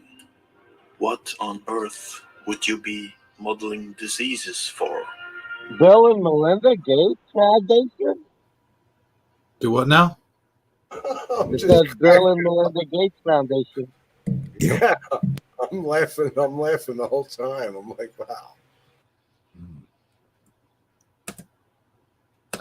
What the? Oh no, what's it doing? Not now. We're coming up to the Mandela effects. And how would this system Here work? it comes. Maybe like this. Let's take a look again at the Space Needle. Should we have played this on later, Odyssey? You had the destruction of the Twin Towers. I've got this. His is still up. Yeah, true. And had you said predictive programming, I would have clicked because I thought he was talking about that, not Mandela effect. True. No, I am streaming on both Odyssey and YouTube. All right, he segues into the Mandela effect here with. And after this clip, I'm going to leave and come back in because I'm echoing real bad. I don't hear it. No, but I'm echoing to myself. It's driving me crazy. Oh, okay. Both buildings. I was going to say, he talks, when he segues into the Mandela effects, he talks about a guy that I heard was experiencing Mandela effects and then did what he did. We'll get to that when it comes up. It's coming up soon. All right, cool. Have a very strange aura around them. You have the 9/11 and you have the 3/11. Remember this guy? Of course. Yeah, here we go. That's what I was going to say.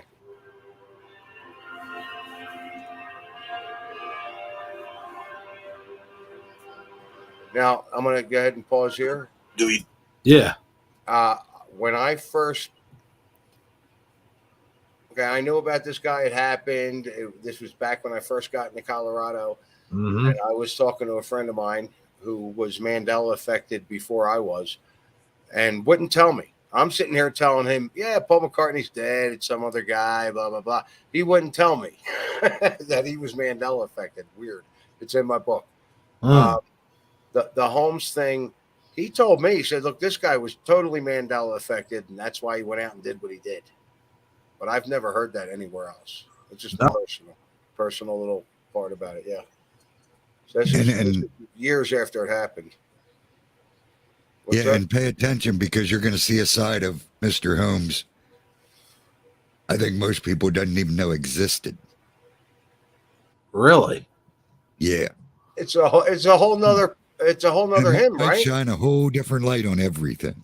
James Holmes took the S off. Oh, right? Wow. Right? That's how I say it. I don't know. You know this one. All right, our next speaker is James Holmes. He has what school did you graduate from?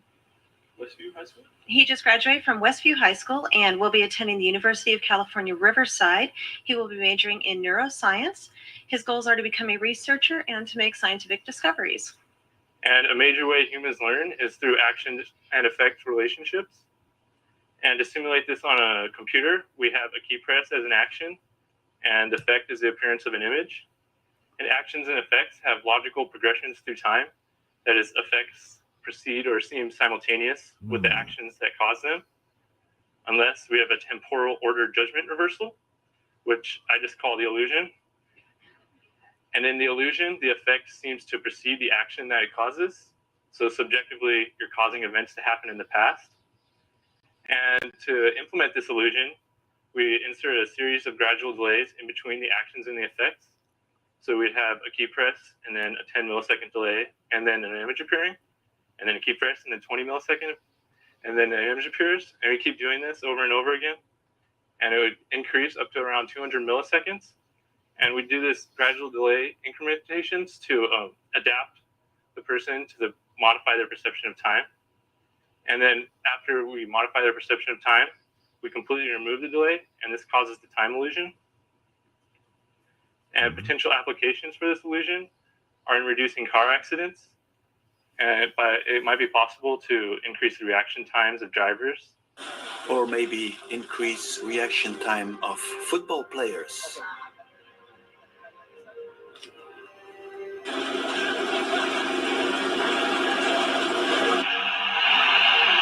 Two wonderful pieces of skill. First with Iniesta.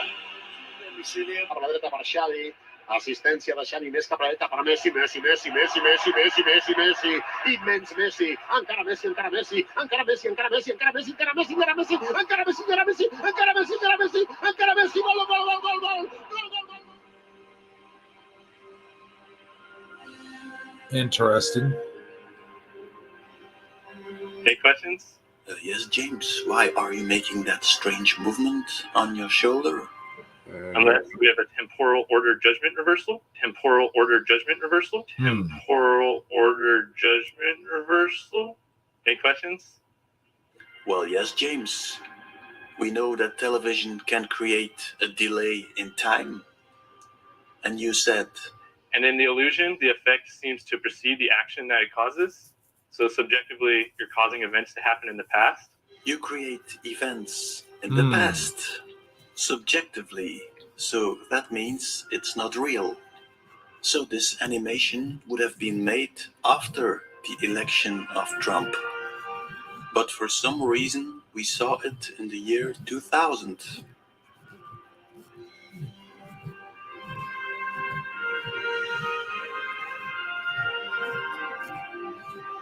What about this one? The Mandela effect. Here we go. Let's have an example.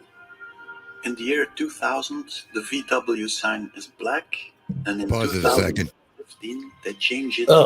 Oh, you made me splash my tea on my face. Okay.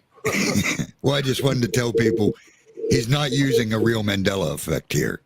Oh yeah, that took me a couple of videos to realize. He's just saying, pretend we know VW is black, but then VW is red. He isn't talking about the VW Mandela effect. I just want people to realize, because I'll be like, what the heck does he mean, black and red? Yeah, I had to say that. And I'm not sure I totally agree with his theory, but it's not a bad one. Well, it's interesting to say the least so far. I'm saying the whole James Holmes thing's interesting. Oh, for sure. A lot of things this guy puts out is interesting. In that condition for time delay, have you ever had a slow computer, then got a new one, and then realized, oh my God, I didn't realize how slow my old computer was? Yes. I need to get a new computer. All right, so in 2000, it was black. The hell? I'm going to back that up a little bit and go ahead and just start. Well, I don't think we missed it. I think he's about to explain it. But okay, let it go then. All right, here we go. Into red. But in the year 2000, because of this delay, you perceive the black VW as being red. That would mean that we would perceive certain events 15 years ahead of them really happening. So now we are in 2015 and the delay drops away. So at that moment you say, hey, I remember VW being black. It would be useful, of course, to know which events are presenting themselves ahead of time. The outcome of the CAPS pandemic in Event 201 was catastrophic.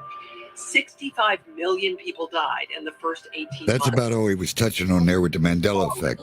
And initially, Really? Basically, what he's saying is his theory is that VW was back in 2000. We thought VW was red. Okay. Even though we knew VW was black, we thought it was red in 2000. But when the time shift went back, basically, or went away, we realized, hey, wait a minute. I remember when that used to be black. So there's sort of like a middle step in the Mandela effect to him. It's pretty intriguing. You have to sort of watch it a couple times to get it. And he may bring it up again here in a little bit. I'm not sure. But that's basically what he's saying. Even though VW was black in 2000, we saw it as red because of this time dilation thing he's talking about, or whatever you want to call it. Right. And there's And something we snapped out of that. We remembered, hey, wait a minute, that was black, even though it's red still. Yep. And then this is event 1, which was a simulation they did of what we're actually living now, months before it started. I think this was actually maybe a year before event 201 scenario. May have been a year before. It may have been just a few months, but yeah. It was in the October pandemic of drill. 2019. Oh, was it? Okay.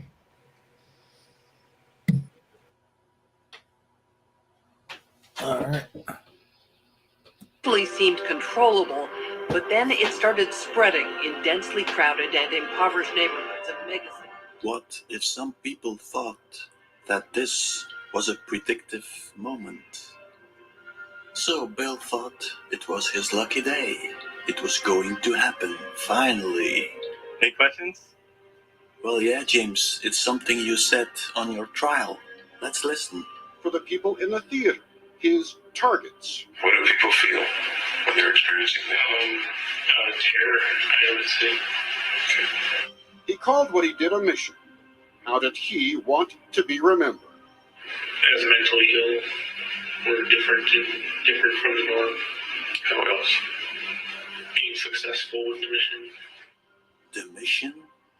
That reminds me of the movie 12 Monkeys, where a guy is going back in time, trying to stop a virus from being released. But this guy is called James Cole. Now let's presume that the movie 12 Monkeys was a predictive moment. Let's presume that James Holmes is doing some experiments with his technique, and he discovers a future event. Someone wants to exterminate a large part of the human race, and only he can stop it. Now he becomes the leading role in the situation he created himself by looking into the future. Maybe he had to go back to the future to repair the situation.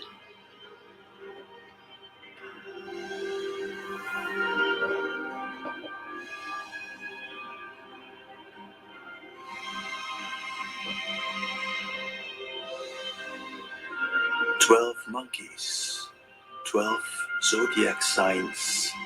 That reminds me of the moon. The key is in the moon. Remember from a previous video that the 30 moon phases that are actually a month we experience in reality as one day. So we experience a day 30 times faster than the clock is showing us. Are we living in the future? And is reality bleeding through in the form of the past? Or are we living in the past and is reality bleeding through the future? Pause that. Let's take a look again at this image. That scene he was showing of the moon didn't look like it was spinning. It just looked like it was wobbling. Just want to point that out. You can go ahead.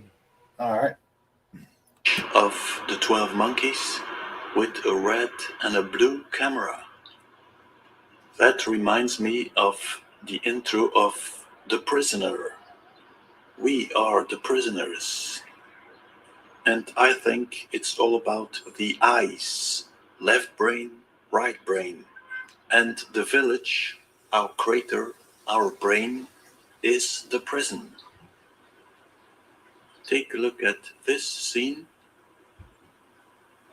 The lights are two squares, and in the center the Eye of Ra, the counter-rotating pyramid system.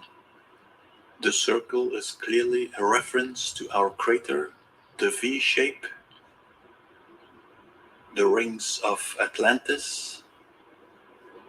In this black ball sits Osiris, or Satan, or the architect, and the architect is watching while the prisoner is being tortured by Isis, the white ball. Then you have this scene, which is very interesting. Two guys in black are sitting on a pendulum, looking through some kind of telescope.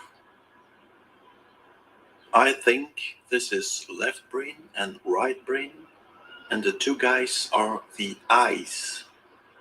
Here you see the CMYK, symbol of black and Osiris. In my view, this is the prison. The way they are mesmerizing our brain. Let's take a look at television. I think that television is a copy of the Solomon system. Sun, moon, red, blue, day, night. The RGB system is bringing us in a trance. Notice how 3D glasses are red and blue as well. How about that? Was Black and white.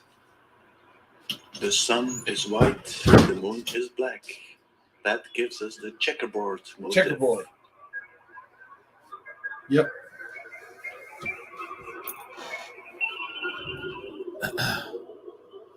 Oh yeah, the old TV screen. Now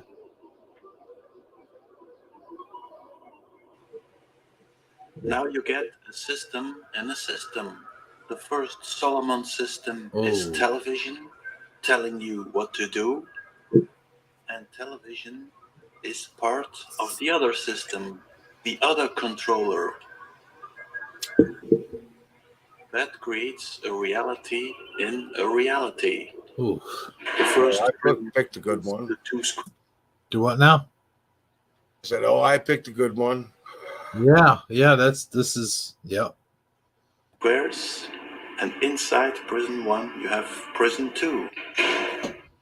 But who are the controllers in prison 2? Some of the slaves decided they wanted to be slave master, so they created a new prison. In this new prison, they created a TV reality, a constant torture of our perception. You don't have to look far, of course, for the people who are responsible for this. This prison reminded me of Alcatraz, or the Escape from New York prison.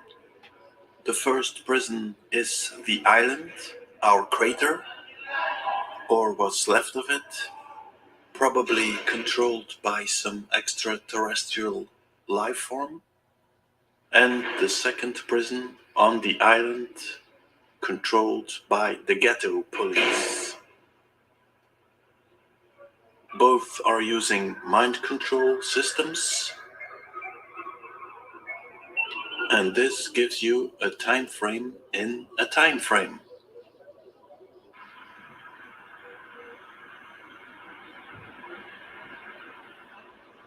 Get some thunderstorms rolling through. No wonder people are getting confused.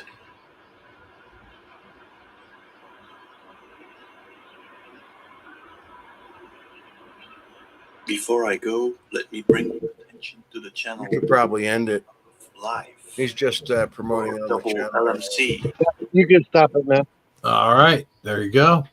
And I think covered enough tonight. Oh yeah, for sure.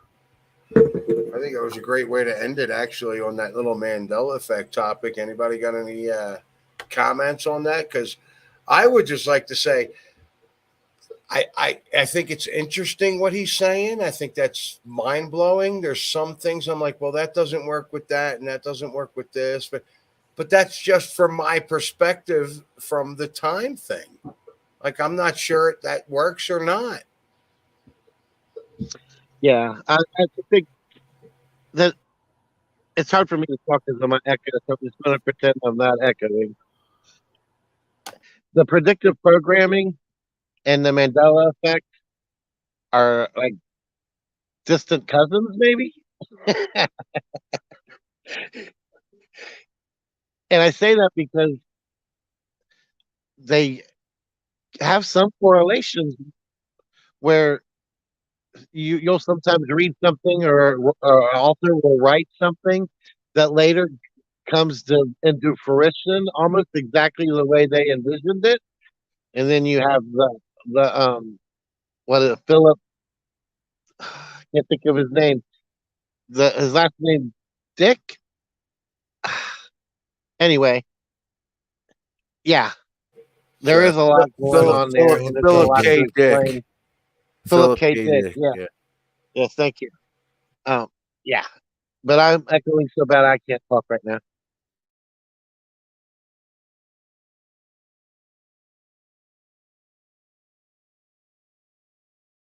I guess that leaves me. Armor?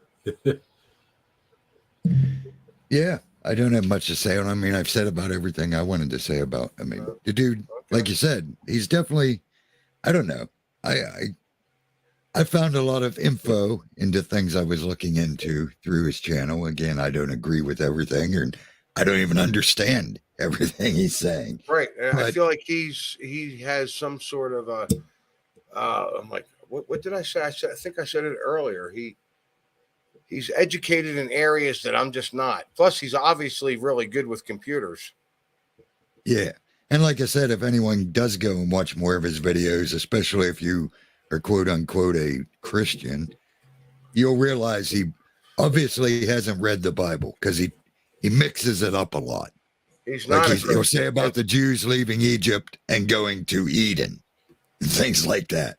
So, but he gets a lot of stuff that most Christians don't. Like I said about, in my opinion, what I think about the Israel fake trilogy cult people and stuff like that.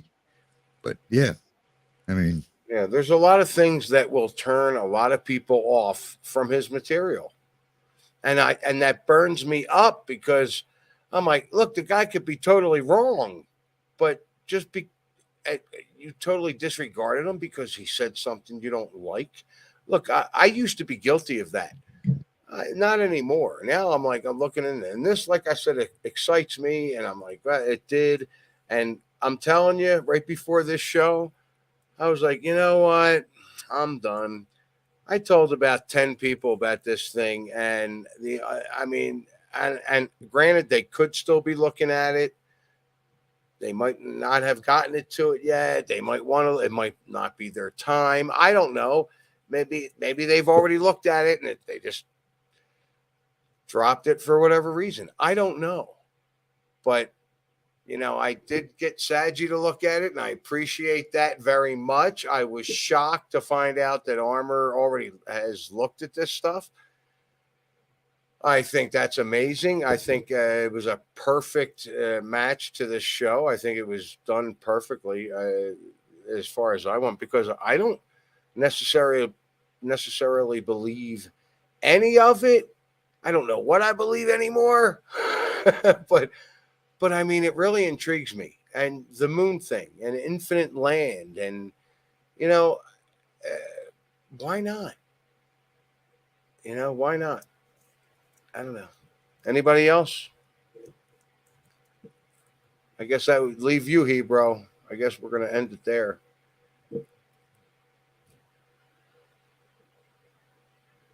We've I mean, honestly, you got to. That's fine. I'll host it. You got to. You're right. You got to take a step back sometimes. Wait, is this your thing beliefs? On? Yeah, right. Your beliefs. I mean, they're just beliefs. I've learned 7 years ago. Your beliefs change, man. And people know where I stand. I mean, I believe what Jesus said, but I don't believe it the way a lot of Christians believe it. That's why I say don't call me a Christian, because if you. And this actually, this is another wild synchronicity. The Wednesday Word video is already posted. It's already up there. So another wild synchronicity. This Wednesday Word is basically talking about this type of thing. The minute you think you've got it, the minute you think you're saved, the minute you think you know it all on a subject, the minute you think you got it and don't need to figure anything else out on whatever the subject is the minute you're lost. Hope I got the right bogey. You've got to constantly seek and research and look into things. The minute you think already know everything is the minute you're done, in my opinion. You've got to constantly grow.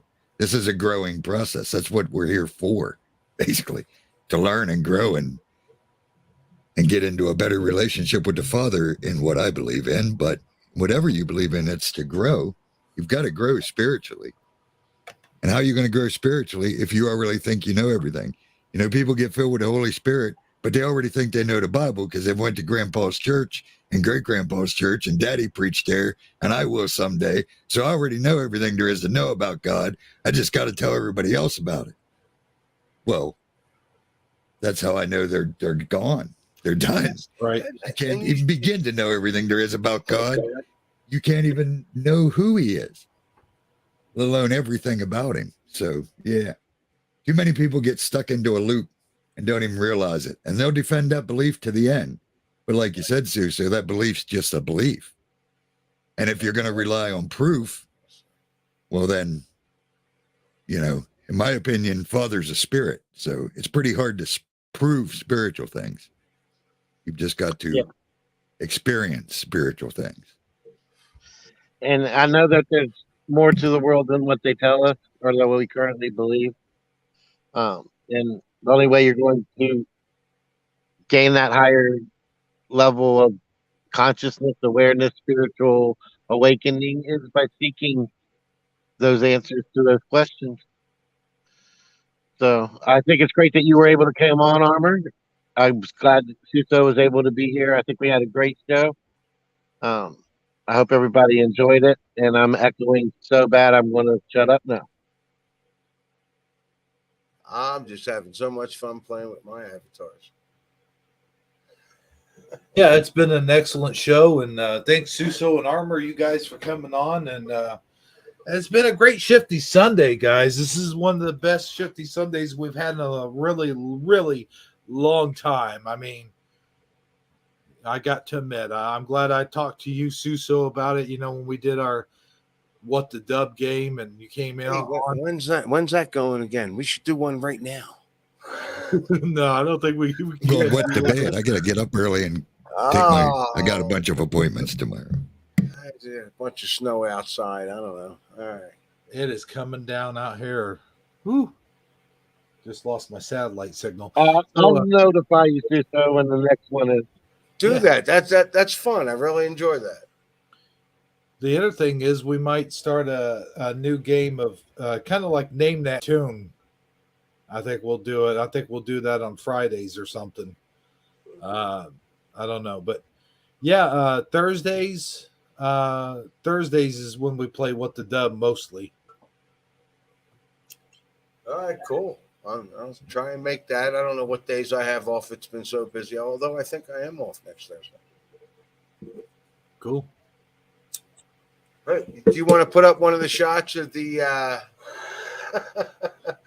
burlesque show? Yeah, you want to put something up? Well, why not? Jeez. I wish I knew what I was giving you. I don't know. Is this it? No, that's not the moon. No, that's the moon stuff. I just popped one up. Oh, it's okay. I don't know. It's one we saw.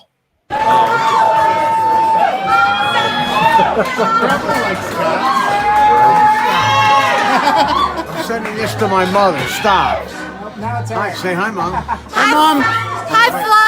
Bye. What the hell happened there? Yeah. That ended that quick. All right, I don't remember that. But all right. Yeah. There you go. Put this up. Put this one up. All right. We'll put this one up.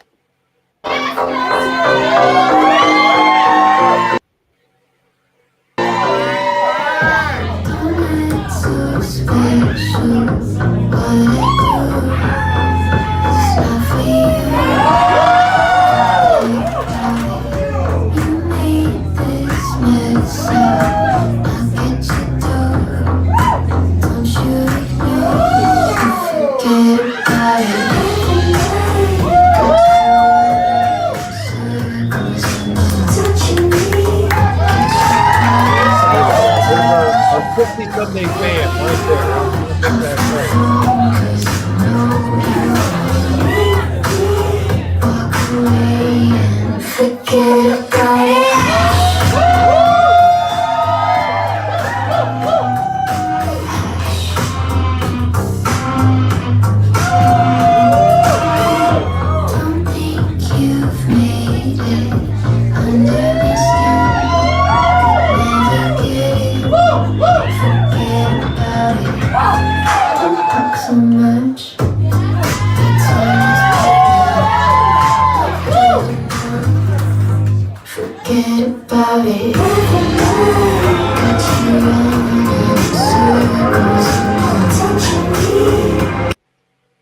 Hopefully you don't get copyrighted for the songs. You know, what a shame. What a shame. She comes down to almost nothing. Yeah, I guess it just goes to show you get enough beer and any flesh looks good. This got to be like the Grandma tour. This show was a Old riot. ladies, Listen, the whole thing is absolutely hysterical. It's actually a lot of fun. They have a really good time. I don't know.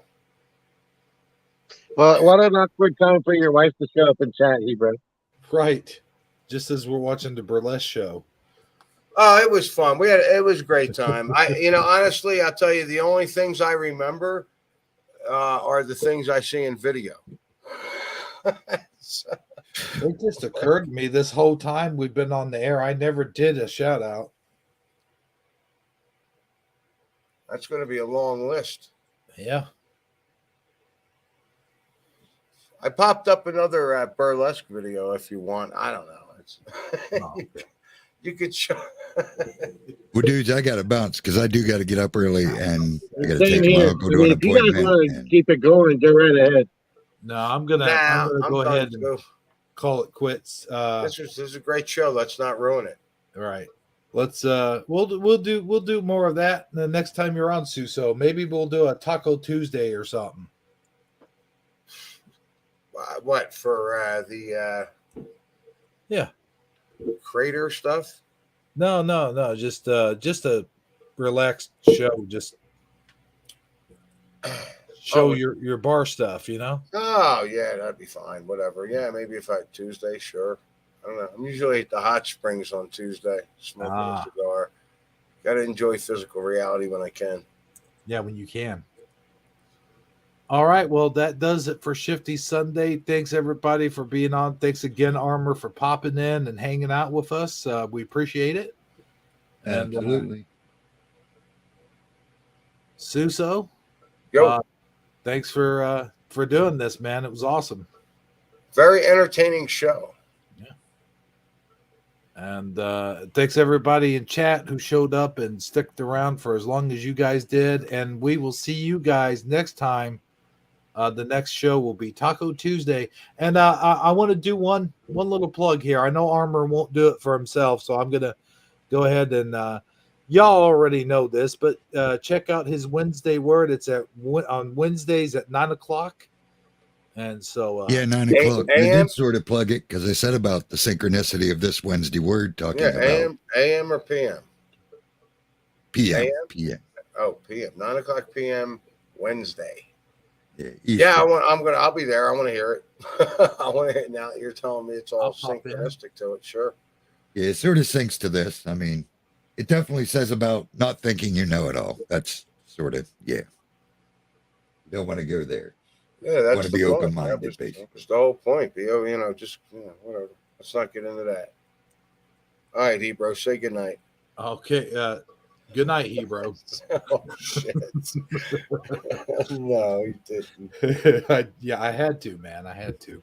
But no, seriously, good night, everybody. Well, that's the end of the show. And as all shows go, this one must end, don't you know? Hey, you like that music? It's absolutely free. Well, hey, snakes don't always bite, but when they do bite, oh, brother. Hey, what do you mean when snakes bite? Who are you? I'm trying to do my outro here. You ain't never been bit by a snake before. Why do you sound like Carlos Mansantos? Why? Because I'm Carlos Mansantos' brother, dude. Well, if you'll please excuse me, I'm trying to end the show here. Well, don't let me stop you. Ooh-wee! Good night, everybody. Yes, good night, everybody. We'll see you next time on whatever the hell show this is. It's whatever show you got going on at the moment, don't you know? It's the intro for all shows. Oh, yeah. I forgot. Good night, everybody. See you next time. Yeah, see you next time. Yeehaw!